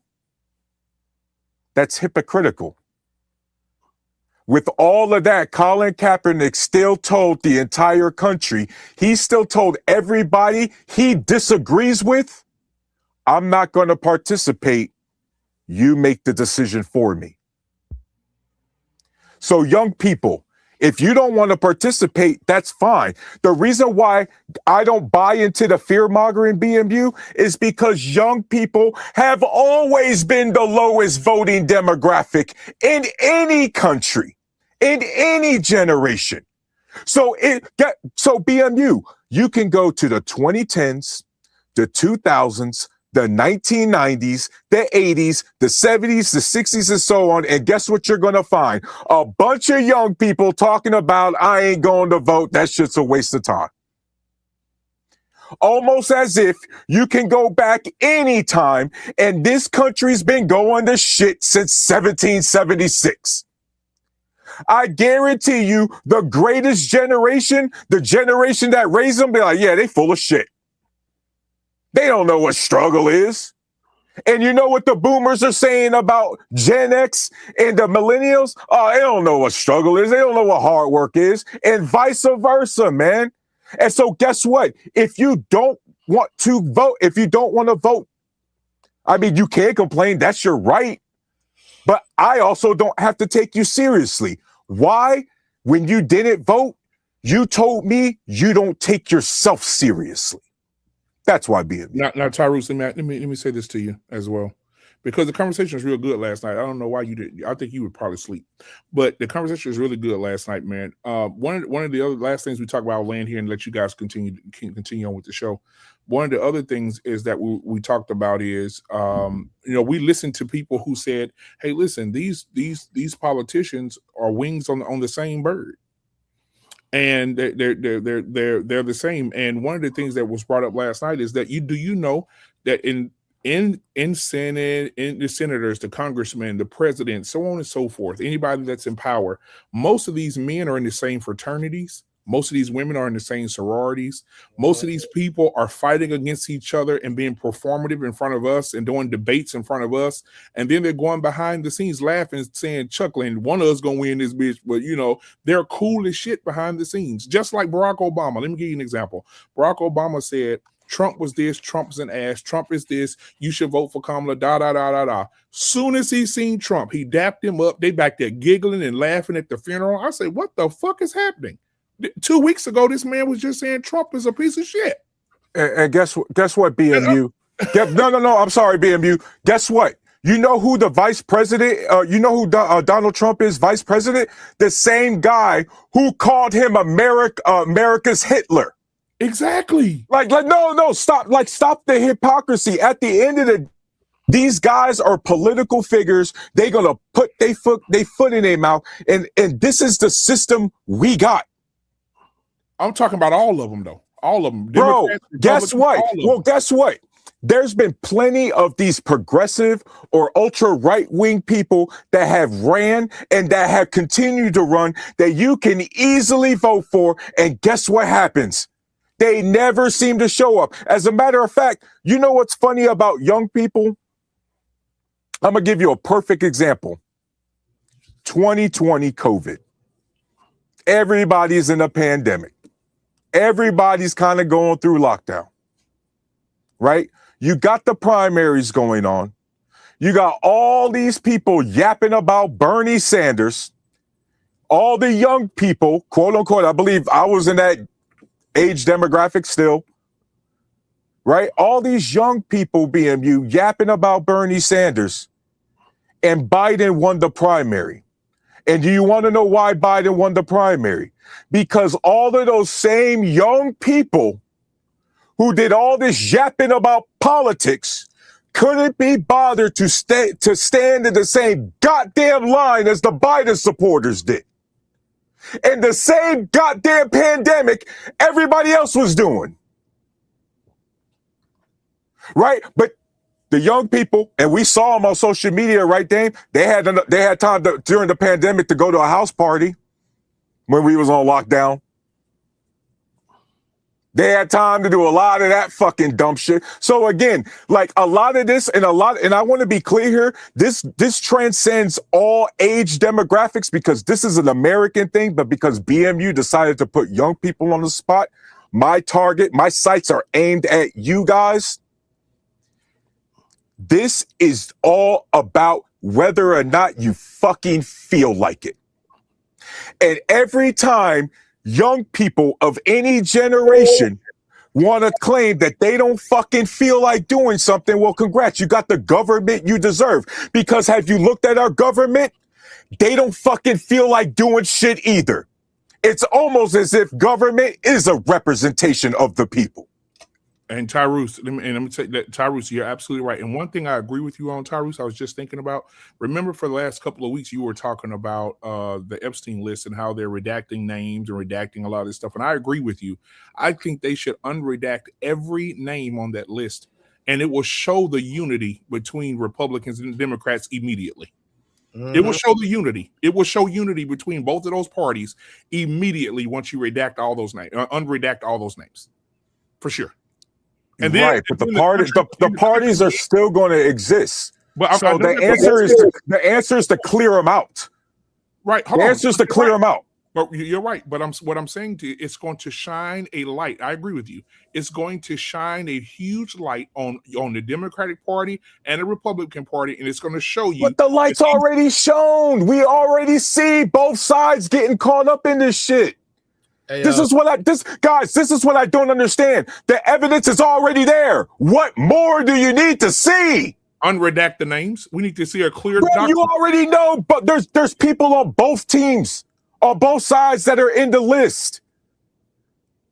Right, like no, this is my. You know what? Let me calm down.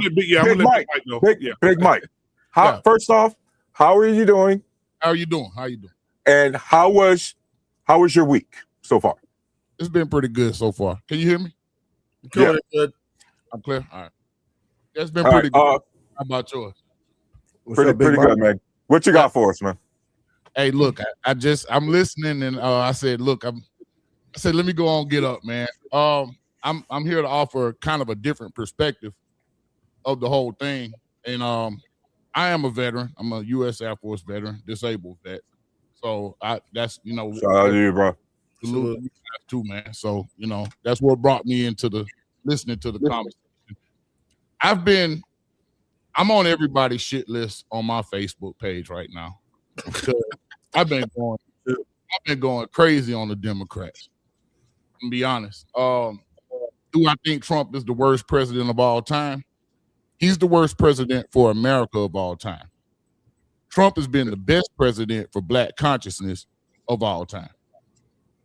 When Trump was in office the first time, we almost got a lot of good things done.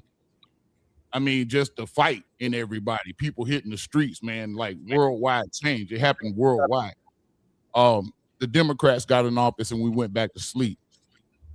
What happened is the problem I'm having with the Democratic Party is when Trump is gone, what is their platform going to be? He's going to take that party down with him because right now, the only thing that they're offering to the people is, I'm not Trump. I'm not Trump. And that's going to run out soon. Trump isn't going to get a third term. But I think if they would have left him alone when he got out of office, he wouldn't be back now. So they've created the conditions for what's going on through a bunch of political miscalculations, a bunch of strategical errors. Ruth Bader Ginsburg not giving Obama another pick and retiring because she knew Hillary Clinton was going to win, and she wanted the first woman. The feminism stepped in. She wanted the first woman to replace her. Only problem, Hillary Clinton didn't win. So when Ruth Bader Ginsburg got caught at 87, 88 years old, and you got to go through 4 years with this guy, I mean, you can't buy green bananas when you're 87 years old. You shouldn't stay in the job. If you cared about the work that's been done, if you cared about not destroying the work that had already been done. The Roe v. Wade, the Democrats could have codified Roe v. Wade at the beginning of the Obama administration in 2008 when he had the Senate, the House for 2 years, and a pretty liberal Supreme Court, for 2 whole years. So that could have been codified. A lot of things could have been codified for some reason or another. I don't know if they thought it was politically feasible to continue kicking the can down the road. And now we have Trump because of these series of, miscalculations. If you're going to bring this guy up on all these charges, make sure he goes down. Yep. Why you going to half acid? You take a shot at a king, you got to hit him, bro. It's like that movie in the series Power. You take a shot at the devil and you miss. It's like I'm sorry. Hold on. I would address it too. How easy do you guys expect it? How easy do you guys expect prosecuting a former president of the United States? You guys really think that's a quick process? Like, what the hell? This is literally the reason why I started watching Rachel Maddow. Yeah, Rachel Maddow literally had me thinking it was a rap for this guy. Every single week it was new evidence. Look at the plane tail. He landed here. I'm like, oh yeah, buddy gone. Russians. What? Okay, Truth. You're right. It's not going to be easy. But what Big Mike is saying is cool, but make sure you get the job done. The problem was they didn't get the job done, and to be honest with you, it made them even stronger. Teflon Don type shit. Man, look, y'all are. I'm in Atlanta, and this silly ass chick down here that marched the man down and got him a mug shot and all of that, and then she had all this shit going on that she had going on. Utter incompetence, bro. Utter incompetence. If you're gonna do the job, get the damn job done. They're the reason Trump is back. So I just hold on, Dame. Hold on, because I have to just really disagree.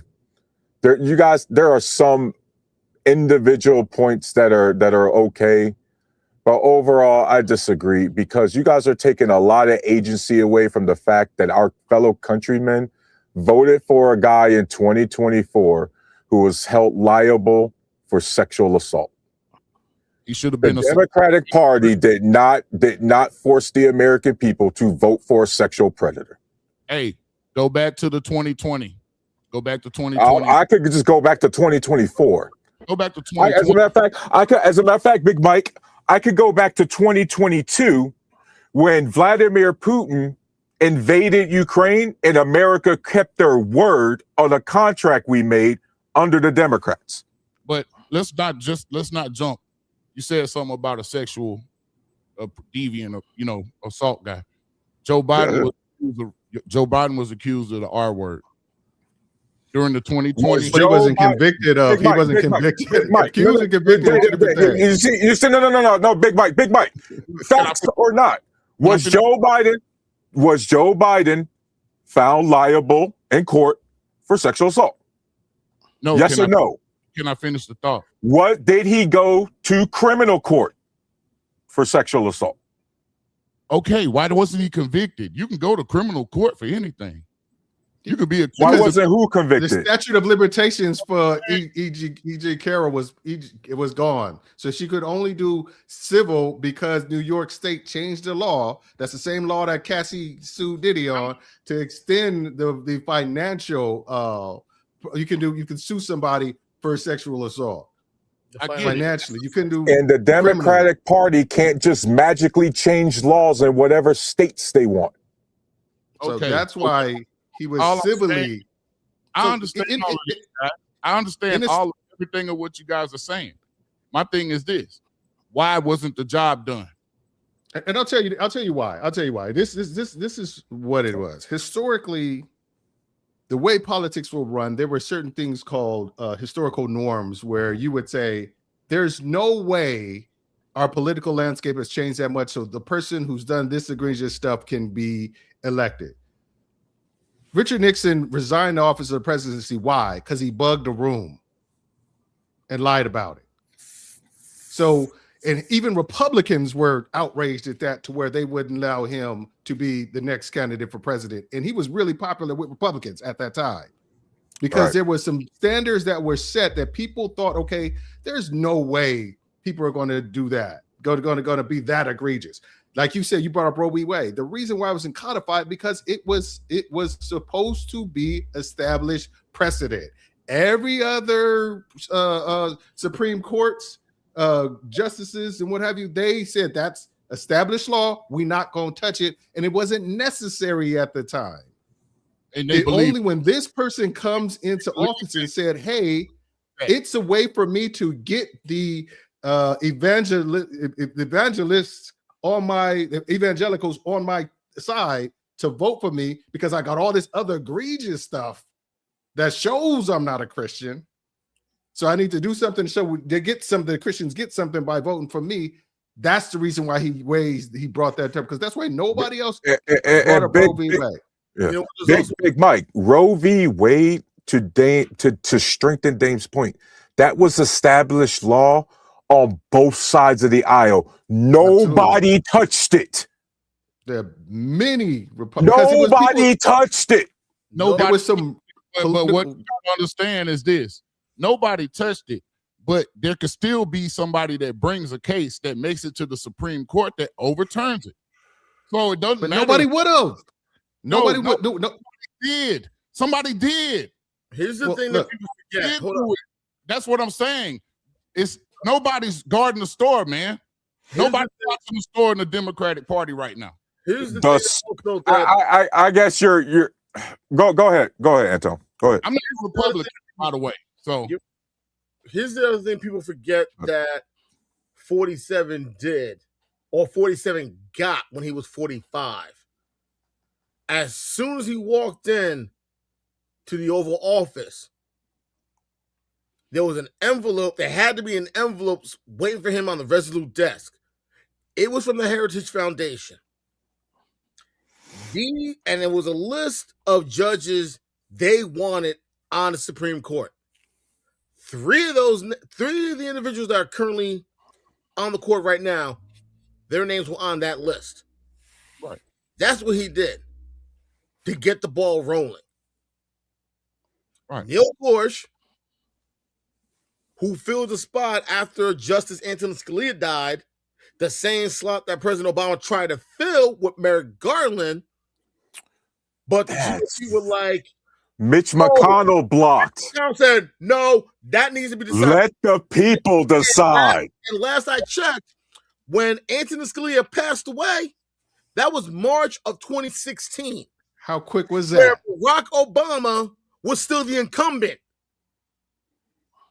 For a strategic standpoint, though, the 88-year-old Ruth Bader Ginsburg should have retired.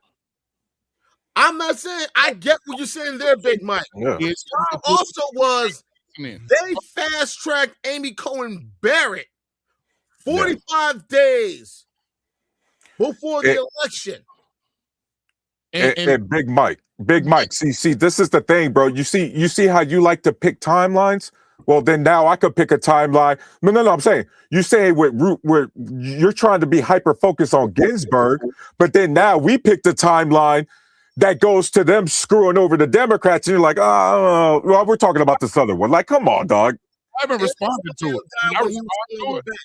Did I even respond to what he said? All right, continue. Go ahead, man.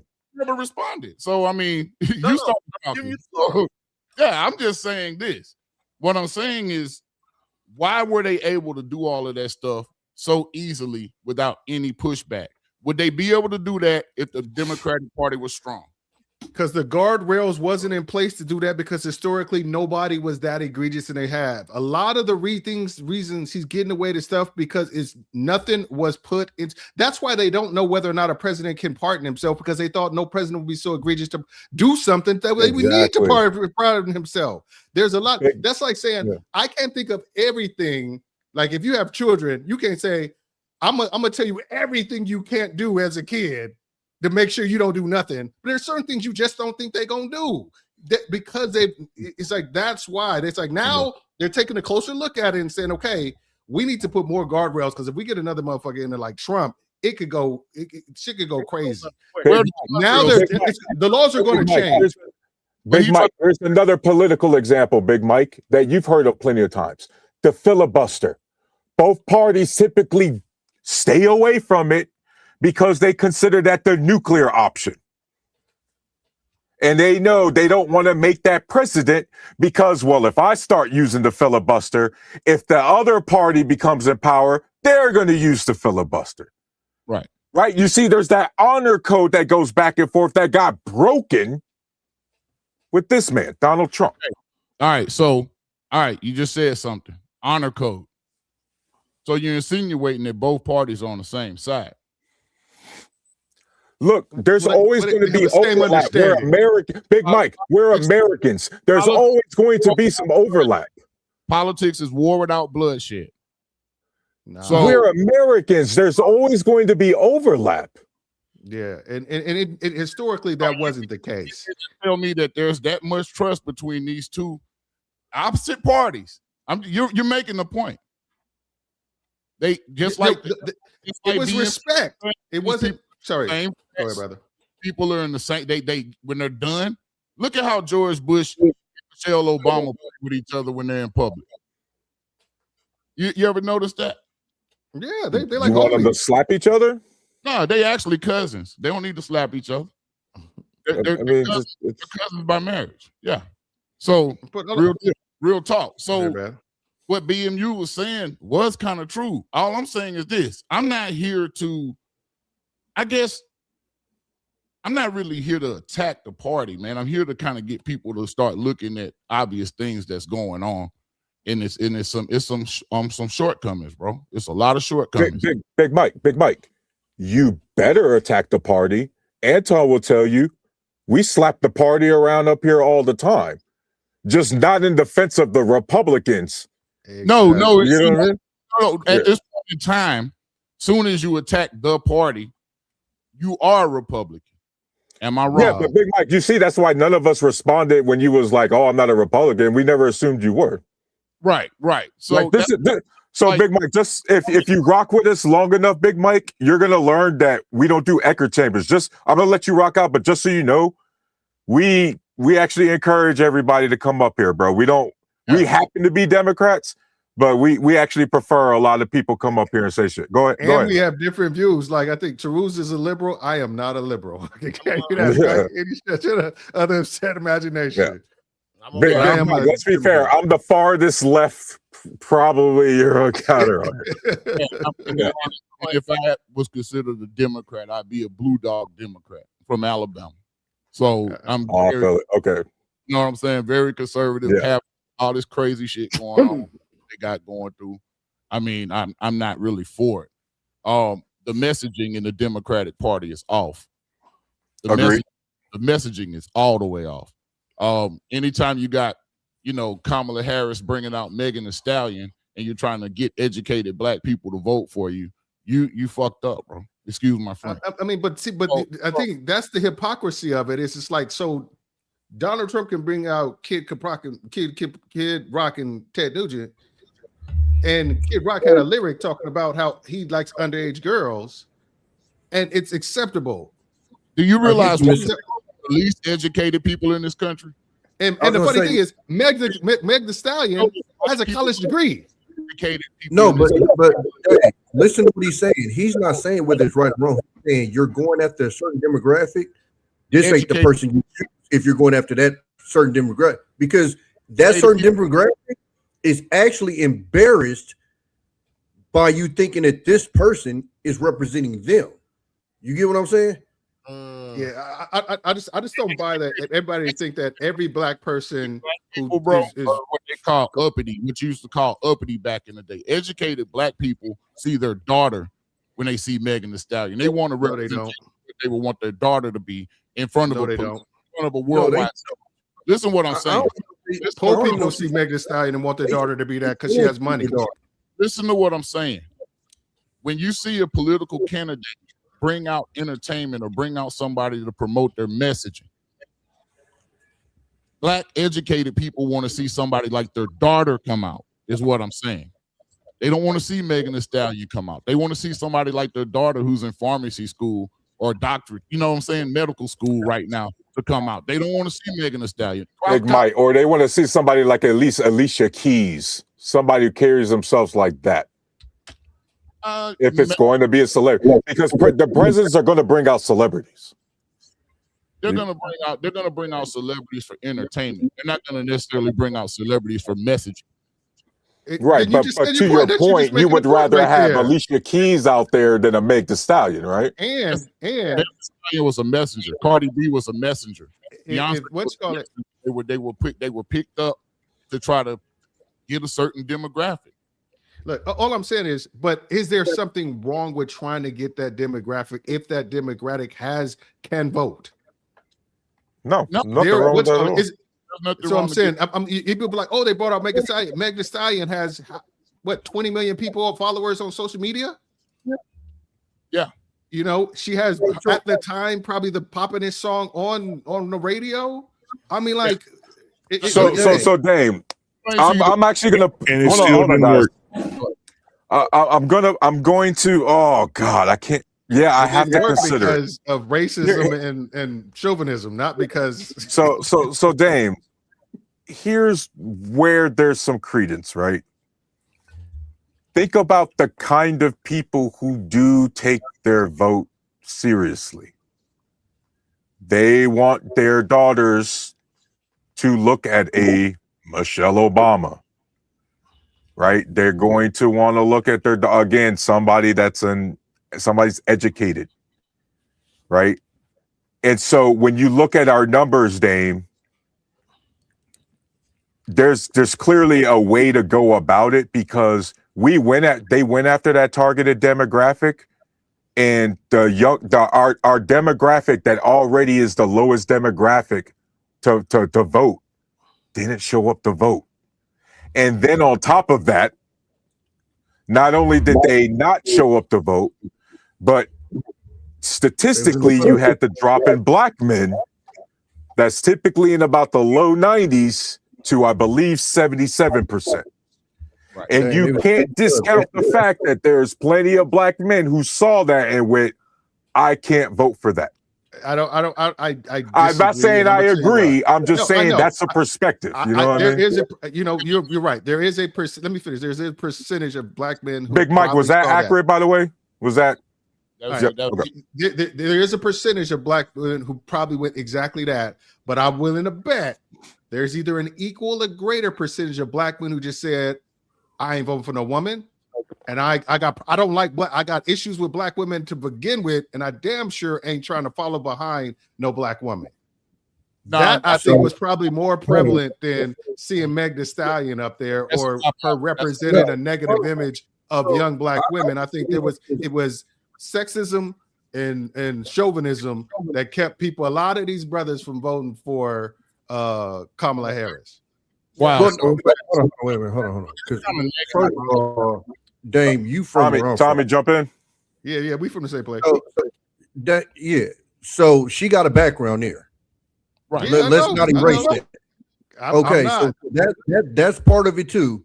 But number two is I had conversations with my sister, who is pretty conservative as a black woman, as far as like she ain't out there titties out, no offense, but the Megan Thee Stallion type of chick. Right. She was almost offended by them having, and mind you, she don't got a problem with Megan Thee Stallion or Cardi B. But are you serious?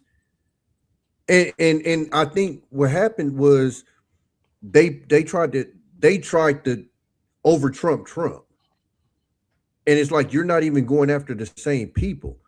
he can come out here with your Hulk Hogan's, with your Kid Rocks, with your who we all look at and we know what their issues is. The problem is the issues we have with them, his voter base don't have that issue. So he can bring them out and it's not going to be like a backlash, yada, yada, yada. But you almost offend us when you bring out a Cardi B and you bring out a Meg Thee Stallion, because it's like, it's almost like you playing with our intelligence. But I think that the biggest part where the Democrats messed up is hitching their wagons to the alphabets. Like, and I'm not saying that you shouldn't support it. What I'm saying is you pretty much let them run your party. Like every single, like most of the major issues they running on was attached to that. And the only reason why I say the problem with that was, I'm saying strategically, is because it's such a small percentage of our population. And so if you talk to even most people on the hell, if you talk to some of the people in the alphabet community, they don't agree with some of this wild shit they was coming out with. Even some of them was like, yeah, that's a little bit too far.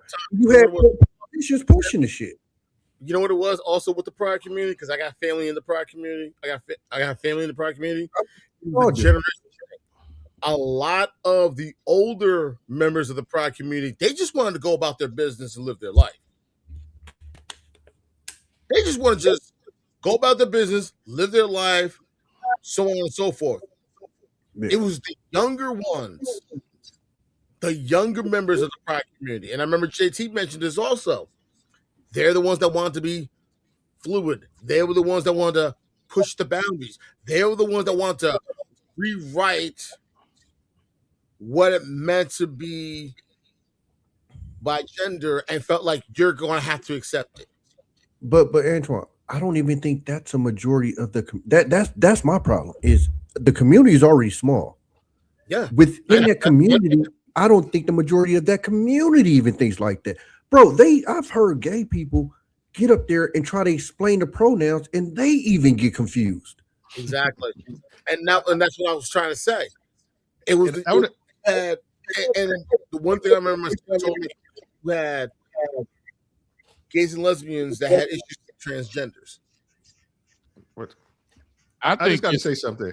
Let me just say something, Tom. First, I want to address I know about the knowing Kamala Harris is repping in the Bay. I do. I get it.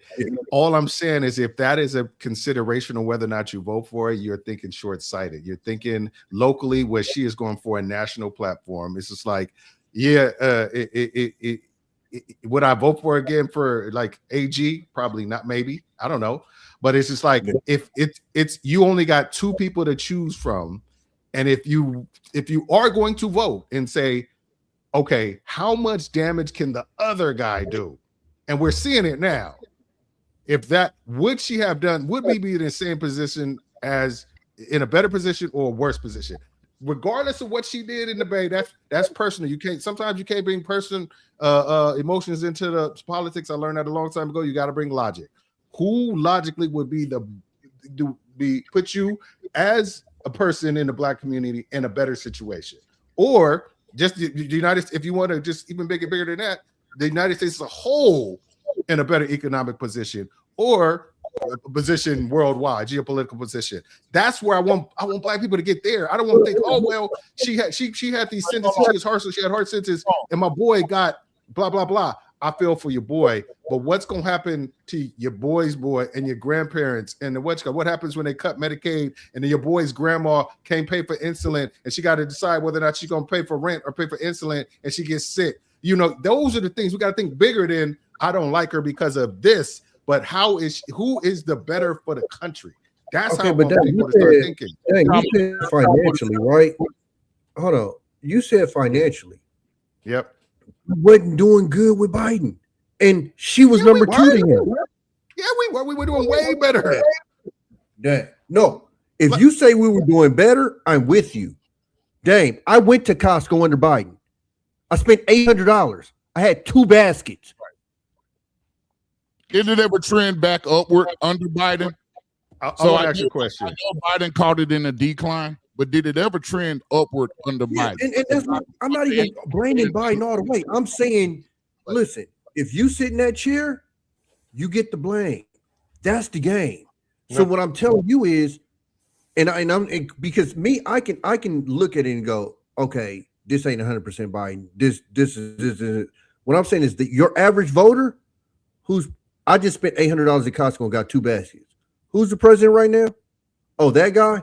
Okay, I don't want to go through this anymore. So the biggest problem I think Kamala had was she ran after being under this guy, and under this guy. Listen, was it better than nowadays? Yes. Was it good? No, it wasn't. But the thing is, you didn't run. The trajectory was headed down, like black unemployment. I think when Trump left office the first time, it was at like 5.8, and then Biden got down to like 4.3. So it was on a trajectory down. But now, because the economy is going back up again, it's spiking up again. All I'm saying is, if things are getting better, the smart move is to vote for somebody who's going to continue the trajectory of things getting better, not take the chance that somebody who when they were in, things got worse, is going to make it better for you. And that's the biggest problem, guys, is especially with Trump specifically. And I really got to harp on this point. We all up here, clearly all of us 5, we should know what good leadership looks like. Yeah, we also know what leadership looks like. Wait. All right. And we know that a lot of the times you're not going to tell a good quality leader, or sometimes the quality of your leaders got to be valued when things are going to shit. And the country, let's be clear, everybody, the American people, we got to get out of jail free card because, look, everybody just hated Hillary. Okay, whatever. Right? The COVID shit, the global trade war that we lost, all this shit. Like, guys, when it was time to be presidential, he showed you the exact opposite. I agree. There was absolutely no way people could justify. Again, if you want to make the argument of people staying home, at this point, I can't argue with it. But for the people that voted for Trump, still knowing all of this, come on. Well, look, I'm not making excuses for the dude to get voted for. What I'm telling you is, I lived in America during the Biden thing. It didn't feel good. And I'm not right. I'm telling you, I lived during those years. It did not feel good. And I'm not going to sit up here just because I don't like Trump and lie and act like, oh, no, it was rope. It wasn't. It was a effing struggle, dog. And just to push a point to go against Trump, I'm not going to sit here and lie about what happened during those 4 years. My point is, if it wasn't his fault, he should have did a better job in messaging, explaining why this is going on and why it's not his fault. Because to the average dog, we live in a state. Let me tell you how smart voters are. We live in a state, California, where they voted to tax their own gas a second time. Yes. That's how smart these MFers are that vote. So again, you got to break California this shit had low voter turnout. So what I'm saying is, if your economy is trash and it's not your fault, it should have been your message for 4 years. Hey, I'm trying to fix this because he did this, this, and this. Look, he did this. That's why I'm trying to fix this. I'm trying to push this. They didn't do that. So when you're looking at the average voter, they're just going, damn, brother, I just went to Costco and spent $800 and got 2 baskets. This nigga the president? Yeah, we can't handle more of that. And who's running? The person that was right under him. Okay. That's the thing that is the one critical flaw that the Democrats have had since I was old enough to pay attention to is messaging. They have either been completely flat with their messaging or have gotten worse in cases. But also, here's the one thing that people forget. Trump was campaigning to get back into office the minute he lost in 2020. Absolutely. He went on, he had by far the longest campaign you can think of. I remember he's doing rallies through the whole president, through Biden. Literally, that's what he did. Despite how everything that happened in Georgia with Brad Raffensperger, the nonsense that happened at the Capitol, which should have disqualified him, but that's a different argument. He was literally campaigning to go back the minute Biden took office. And what hurt Kamala Harris also was not just the fact that she was the number 2 behind Biden. She only had 100 days to try to get things going. Okay. Good point. This. If they knew, somebody knew that Biden wasn't going to run for a second term, they should have did that. They should have made that announcement officially after the midterms. No, he wanted to run. Yeah, he was going to run. The debate threw him off. The debate made it to where he was unelectable. He was not electable after that debate. That debate should have did also. Only going to be 4 years because he was old. He said it when he took office. He did. I'm not mad about that. Transition president. Did he not? That should have been that needs to be an indicator to all these damn politicians right now, and for a lot of people in this country to push for. It's time to put an age requirement. You can't be in public office once you turn a certain age. That needs to be pushed now by a lot of people. People got to push it. Is the age that you're talking about? But I want to address something that you said, Tommy, about the thing about you made a perfect point where it was like people who went to Costco and was like, yeah, you know, it's better, but it still ain't that great, like as far as the economy. But no, I'm saying it's better. It was better then than it is now. No, that's what I'm saying. No. What I'm saying, but people going to Costco, like you said, they don't feel it as much as enough to change their mind and make them think to know that the economy is really changing. It's too slow. What happened is you get people like Trump and people like who say there's a quick way to do it. There's a quick way to get the economy back. He's just not going to do it. We know the quick way. Like, you know, I could have the economy. I could have your gas bill down by 50% day one. I could have your light bills. I could have your food bills down by 50% day one.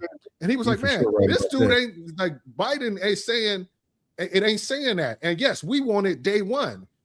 So he set the expectation that Biden is not able to do what Trump is doing, has said that it's easy to do. But now when Trump gets elected, he was like, well, you know, I wasn't serious about that happening to day one. You know, it takes time and whatever. But he set a standard where people who really don't understand how the economy works were fooled to think that there was a quick way to do it, and he was slow walking it for some reason. I will say, I go to Costco now, and it ain't changed. So exactly. No, day one, eggs are gonna drop and gas is gonna and like that's what it is. And that's why I think, especially in urban communities, there needs to be some kind of civics or some political science courses taught in high school, so we can get an idea. This is an American thing. Most Americans. No. I'm gonna tell you why it's not urban. No. Let me tell you why I said urban. Is because in the middle class, they talk about it with their kids around the dinner table. We don't do that in what's called when you poor. You poor. I don't know nobody in the Bay or in Oakland who grew up talking about politics around their table. And I'm 50 years old. I agree with you on that. Yeah, I'm not that. Hold on. What I'm saying is, the average middle class white people are not like, and this is why I try to push back on that, because we have this projection in our head that this is what's going on. I was in the military with them. Them niggas wasn't talking politics like that. I'm talking. Me and you were both in the military with the broke white people.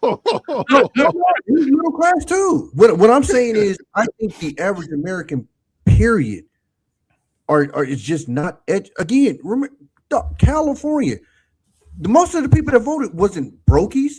It won by a good amount, and they voted to tax the gas again. Most of these people Dame. Eating shit. Most of these people got work, they got kids. So when that little pamphlet comes in the mail, they putting that shit on the table or throwing it away, and they keeping about. They not reading this and shit. that's why I was saying maybe it should be taught in the school so they have an idea that this is a part of the American experience, especially when they're voting. It should be Dame, a part. unfortunately, Dame, though, unfortunately, this is America, and even with the school thing, Dame, yeah, it's right now we're talking about people who are old enough to vote, and really, it is a messaging thing, man. It has to, and it sucks because I don't want to be y'all know me. I'm not loyal to the Democratic Party. They just happen to overlap with my values way more than the Republican Party. Exactly. I don't want to come up here and cheerlead for that fucking party. Yeah. You see what I mean? And then that's the problem, Dame. The people who would probably be good at their messaging don't want to fucking do that shit because it's unethical. Right? All the people that are really good at messaging, you see how good the Republicans are at winning their elections. Yeah. Yeah. You know what I mean? Now, dang, I'm saying about teaching civics. Here's the thing. I learned civics in high school, but I didn't go to public school. That's the problem. Also, I learned how the electoral college worked in high school. I think my junior year in high school on how the system works. The problem is the powers that be don't want people to know how the system works. I get it. I understand.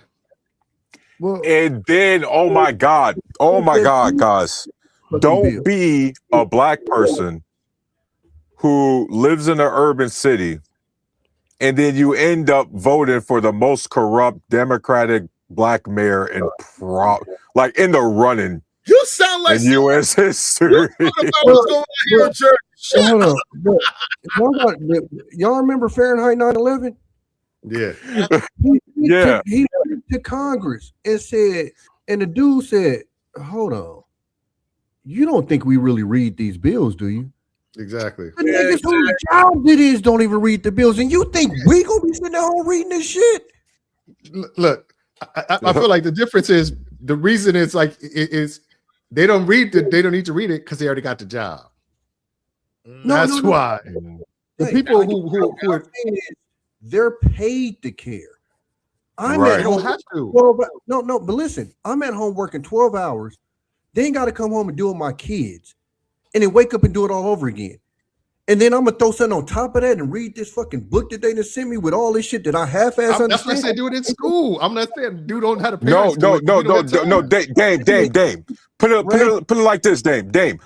You elected me to be your representative.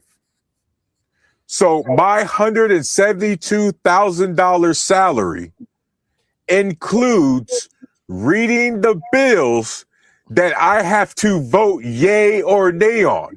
And so if I get in front of television, Dame, and then I get asked about a bill and I tell you, Dame, as your elected official, I'm gonna be, I didn't read the bill yet, but you voted on it. Mm-hmm. Yeah. Don't you think there should be some sort of mechanism to be like, oh, yo, get this dude out. He's not doing his job. The vote should be a multiple choice question. That is literally the bare minimum of your job is to read the fucking bills. Every time you go to vote, it should be a multiple choice scan. To show you actually read it. I'm saying what the school is, and then you graduate, and then life happens. So what I'm saying is, yeah, you went through it in school, cool. But now I'm 30. I got 3 kids. I got to work and I'm barely making it. I'm not coming home sitting down reading this fucking pamphlet. I'm trying to escape life. That's why they watching so much TV, so much social media. So what I'm saying, I'm just being more realistic about what people are doing when they get home. Half these people don't read books. They're not sitting down reading a pamphlet about who's going to be the next judge in my sector. Like, it's just not happening. I hear you on that. And I agree with that. I agree. Like I voted, and I was just like, my wife did all the work, and she was like, yeah, these are the people who align with what we rock with. I'm like, all right, baby, cool. Yeah. You know, all I'm saying is just like there's certain things that did the work. Yeah, a lot of there's certain people. Like they're like, who the Democrat, who the Republican? Yeah, exactly, 100%. Yeah.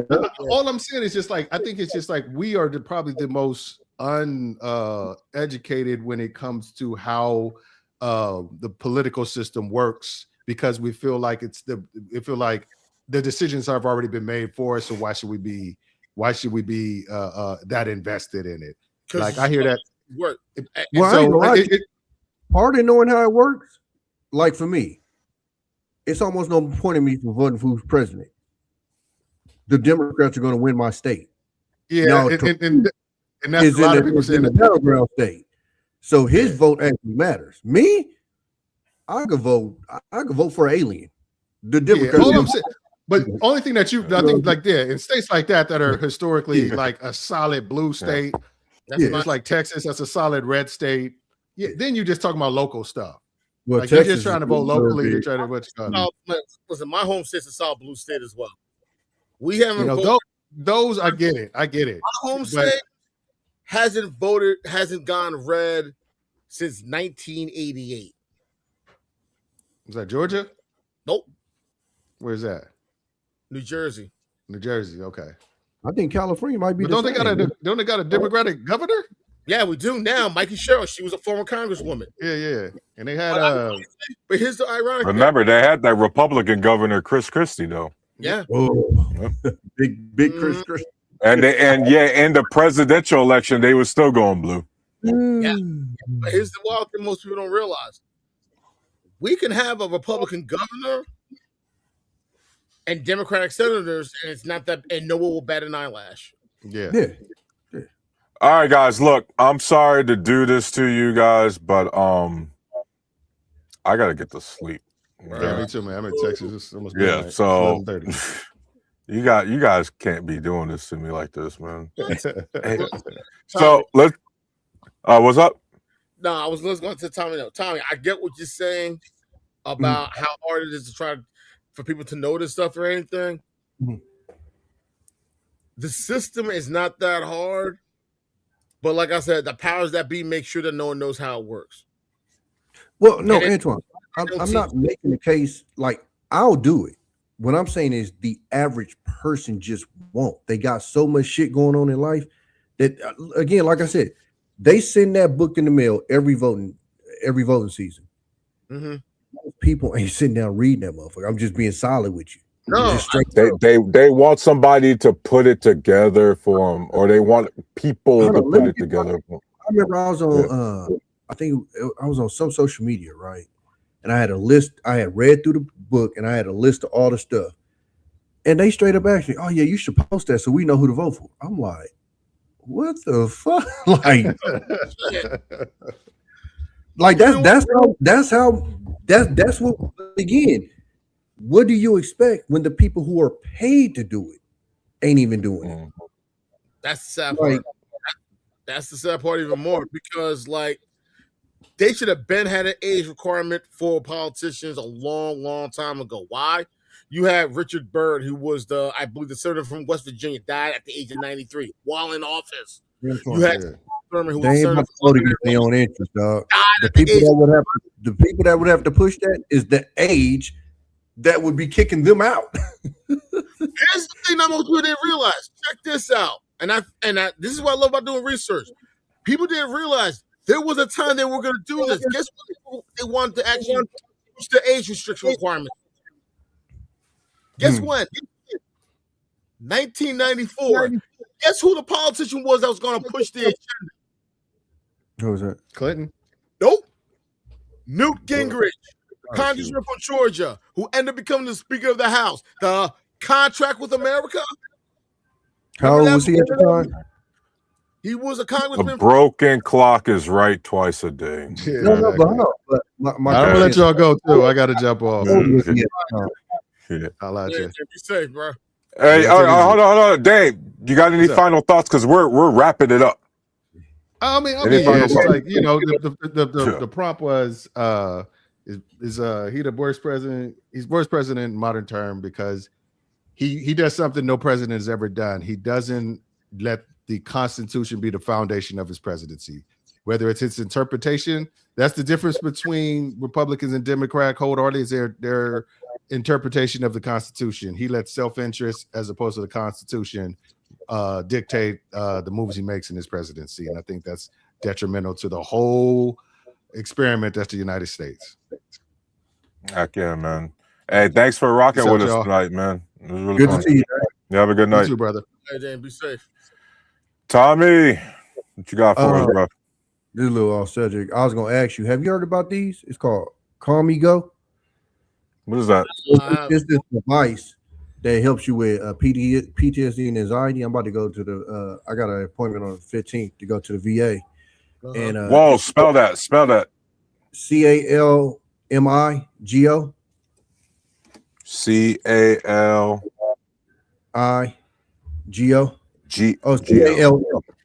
CALMIGO. Call Me Go. Okay. Yeah, you go check that out. I'm about to go. It's supposed to be like natural, whatever, but it's supposed to help a lot with that. And you know, I get like a lot of social anxiety, so it's supposed to help you with that.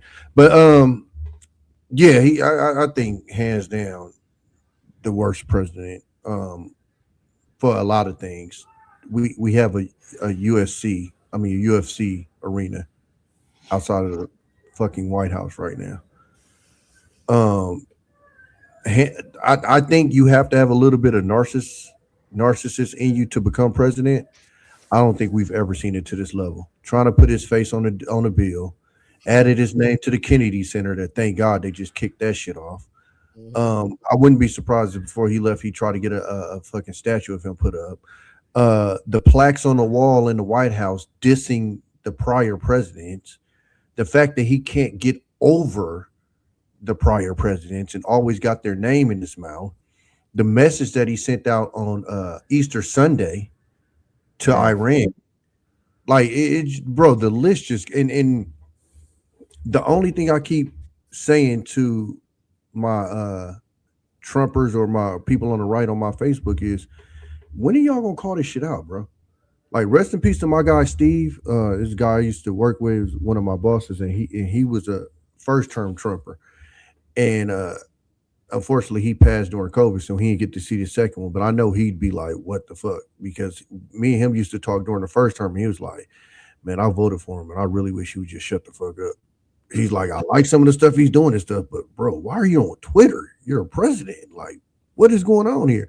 And I tell people all the time, it's so insane that our president writing the stuff that he writes on Twitter don't even make news no more. It's just like, huh? The president just said that.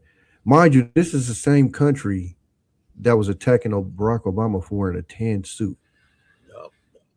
We now have a sitting president that's hourly cursing during media appearances. Like, it's embarrassing. It's ridiculous. And like I keep saying on my Facebook, I feel like we're living in a cartoon right now. Bro, this shit is just insanity. You know, and mind you, I'm a sailor, truck driver. I'm from the hood. I'm all for cursing. But we always knew it was a time and a place. You know what I'm saying? And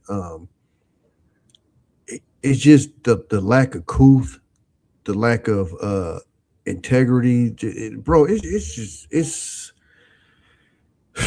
overwhelming. Just, bro, like, yeah, because like the list doesn't stop. And for me, like I said, I stopped watching certain channels because during his first presidency, they were lying on him. And my thing was, you don't have to lie. Just report what he's doing. It's bad enough. But CNN would lie. MSNBC would lie. I stopped watching them because I'm like, bro, that's a flat out lie. I know it. I watched it. So it's not even a situation where I'm not impartial. I'm just believing what I see, and what I see is just, bro, like, what is going on? So yeah, the title of the show I agree with, man. Just for me, the worst if I've ever seen. Period. Yeah, man. Hey, Tommy, thanks for rocking with us tonight, man. Sure, get some sleep, man. I know it. Wait, it's only you. What, 3 or 4 hours behind? Jeez, It's 9:30. Okay. Hey, man. But great seeing you, bro. You too, Antoine. All right, try to be safe, bro. Whew. Anton, what you got for us, man? Like I said, makes James Buchanan look like a choir boy. This is the same person, arrogant, cocky, acts like the rules don't apply to him, but the rules have to apply to everyone else. He likes to make himself the exception. He thinks he's the best thing since sliced bread, and everybody else is the worst ever. He loves to play with words, and he's always done that even before he was elected president. His problem is, I feel like he's trying to establish something that he hopes that stands the test of time. And he feels like this is his opportunity to do that. And he's hoping that all these other politicians in the GOP will kowtow to him and making sure that it happens. They want to name an airport after him. They want to name an aircraft carrier after him. They want to put his likeness on U.S. currency. They're putting his signature on U.S. currency. They're trying to do all these accolades like he's the best thing since sliced bread, like he's the son of God. And it's pathetic that those who call themselves Christians, the ones who have the morals and the family values, are hitching their horse on this golden calf. And that's the thing that bothers me a lot. You use your faith as a weapon. You try to make it seem like, oh, he's not doing anything. That's bullshit. Because everything he's doing is unchristian-like. Everything you're doing is unchristian-like. But yet you want to call people out for whatever reason because they don't worship God like you. I'm just counting down the days until we wake up from this nightmare. My thing is, and I said this in the back chat to BMU, if his daughter wants to send a message saying that she doesn't want to vote for who's on the ballot, use a write-in. Because there are politicians and there are individuals who are out here that we don't know about, that live in our respective communities, who could do a much better job than the people that we currently see in either party, and write their names in. And people don't realize sometimes if you get enough people to write those in that individual's names in, you'd be surprised that maybe he or she might win the position. The best way I can tell people is do your due diligence. Yes, they should teach civics in school. But like I said, I learned this stuff in high school my junior year. And yes, I did go to private school, but I did learn how this stuff works. And people are surprised. And when I showed people how the electoral college work, they were so shocked saying, is that it? Yes, is that it? Because certain individuals, the powers that be, are making sure that the simplest things that people need to know how things work, they don't know how it works. And it goes back to what Hugo Weaving said in the movie V for Vendetta. The government, the people shouldn't fear the government should fear the people. And people need to start understanding how things work. And the best way I tell people, if you really don't have an idea how things work, get yourself a copy of this. And for those who don't know what this is, it's a copy. You got to put it up closer. Yeah. I think it's because of the background. Yeah. It's a copy of the Constitution, and the Declaration of Independence. And the funny thing is, people always talk about, oh, Hollywood love these liberals. Because funny thing about it, Hollywood at times will teach you something and you don't even realize it. And the perfect example I will say is this. And I actually posted this in Big Bossman's show when he was on. And it was a scene from the movie National Treasure. The scene with Nicolas Cage and Justin Bartha at the National Archives. They just came from Diane Kruger's office.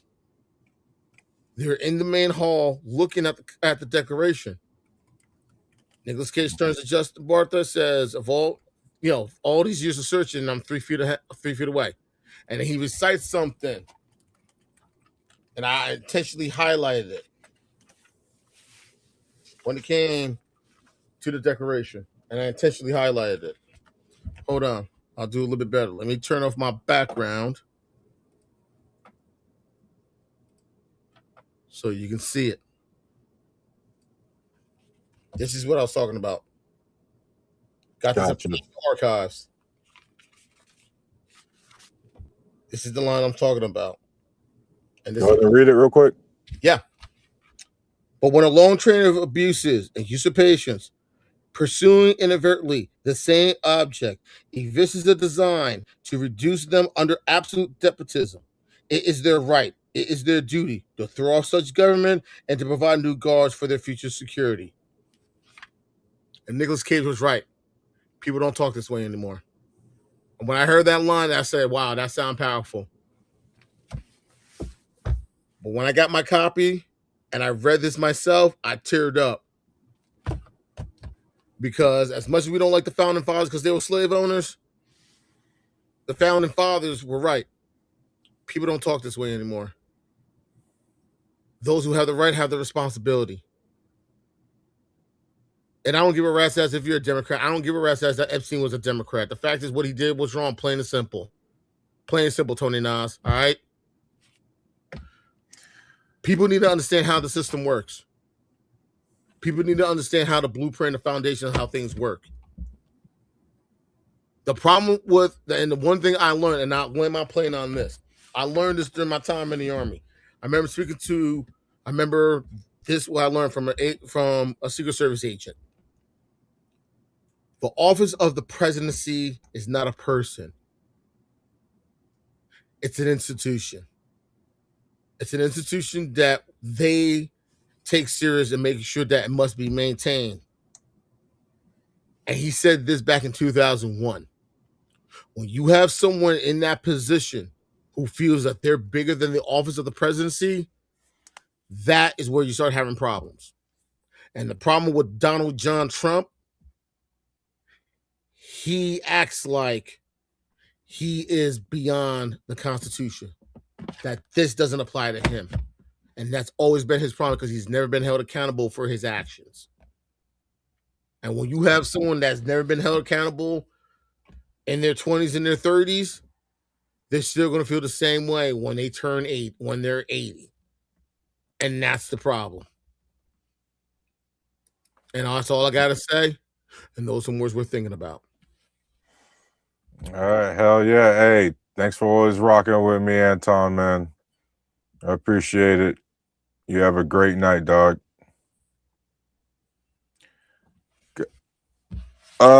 Guys, it is, what time? It is 12:47.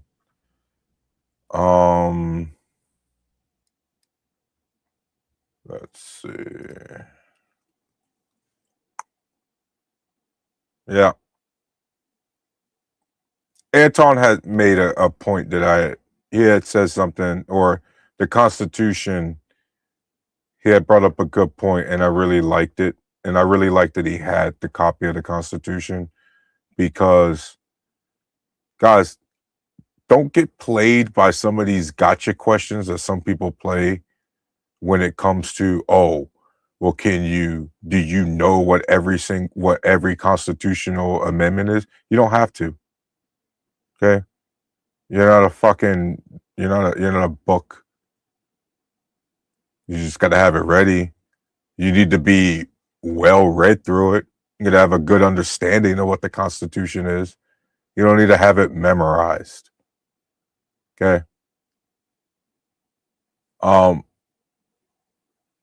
To the broader thing, though, guys, y'all know Trump's the worst. I mean, it's too easy. Guys, nobody takes our president serious. I know y'all been paying attention this week. Homeboy ceasefire deal just went to shit. He's talking about they close to the deal. You know what? Close to the deal. We trading airstrikes with Iran right now. That ceasefire with the shit. Ain't no peace deal anytime soon. Israel won't stop bombing Lebanon. Nobody takes the president seriously. Guys, again, I have said it before and I'll say it repeatedly because it's the truth. So far, the most trustworthy group in this, the most trustworthy player in this whole scenario is fucking Pakistan. Pakistan trying to negotiate peace between the countries. This is the reality of the world we live in, led by, well, in part by our president of the United States, Donald Trump. Guys, it's just bad right now. I really don't know what else to say except y'all know I try to come up with sound reasoning, logics, and every logical like reasoning, whatever. I can't even speak right now because I'm just gonna tell you my crackpot theory because I don't have any other answers, guys. I really think for whatever reason we got warped into a different timeline ever since Harabe got killed in 2016. It has been shit ever since. I can't explain it. Okay, I've tried looking at everything. I tried like researching little rabbit holes into cults and religious organizations and terrorist organizations all around the world. I've looked at, tried to study history or learn my history. It is just, at the end of the day, man, I got nothing else except things were going just fine until that gorilla got killed, bro. And ever since then, it was just, no. But that being said, we still got to fight the good fight. We still social creatures. We still about survival, which means we still about levels above survival, which is social contracts, following the rule of law, following the spirit of the law, just being respectful to one another.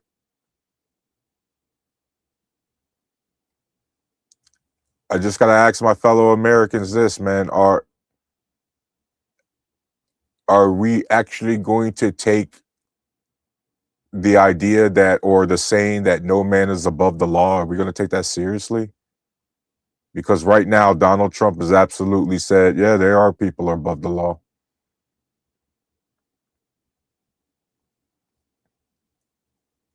So, shout out to Anton, by the way, game one the Knicks. But regardless, guys, we got to keep it going. We got to try to keep each other motivated. You know what I mean? It's late. I might, this is not a promise. I might hop on another stream. Technically, today is still night, but y'all know what I mean. Tomorrow, I might. But for now, I'm Tyrus the Warlock, guys. Make sure you like, share, and subscribe to the network. You all have a good evening, and you have an even greater week. We'll see you next week. Peace.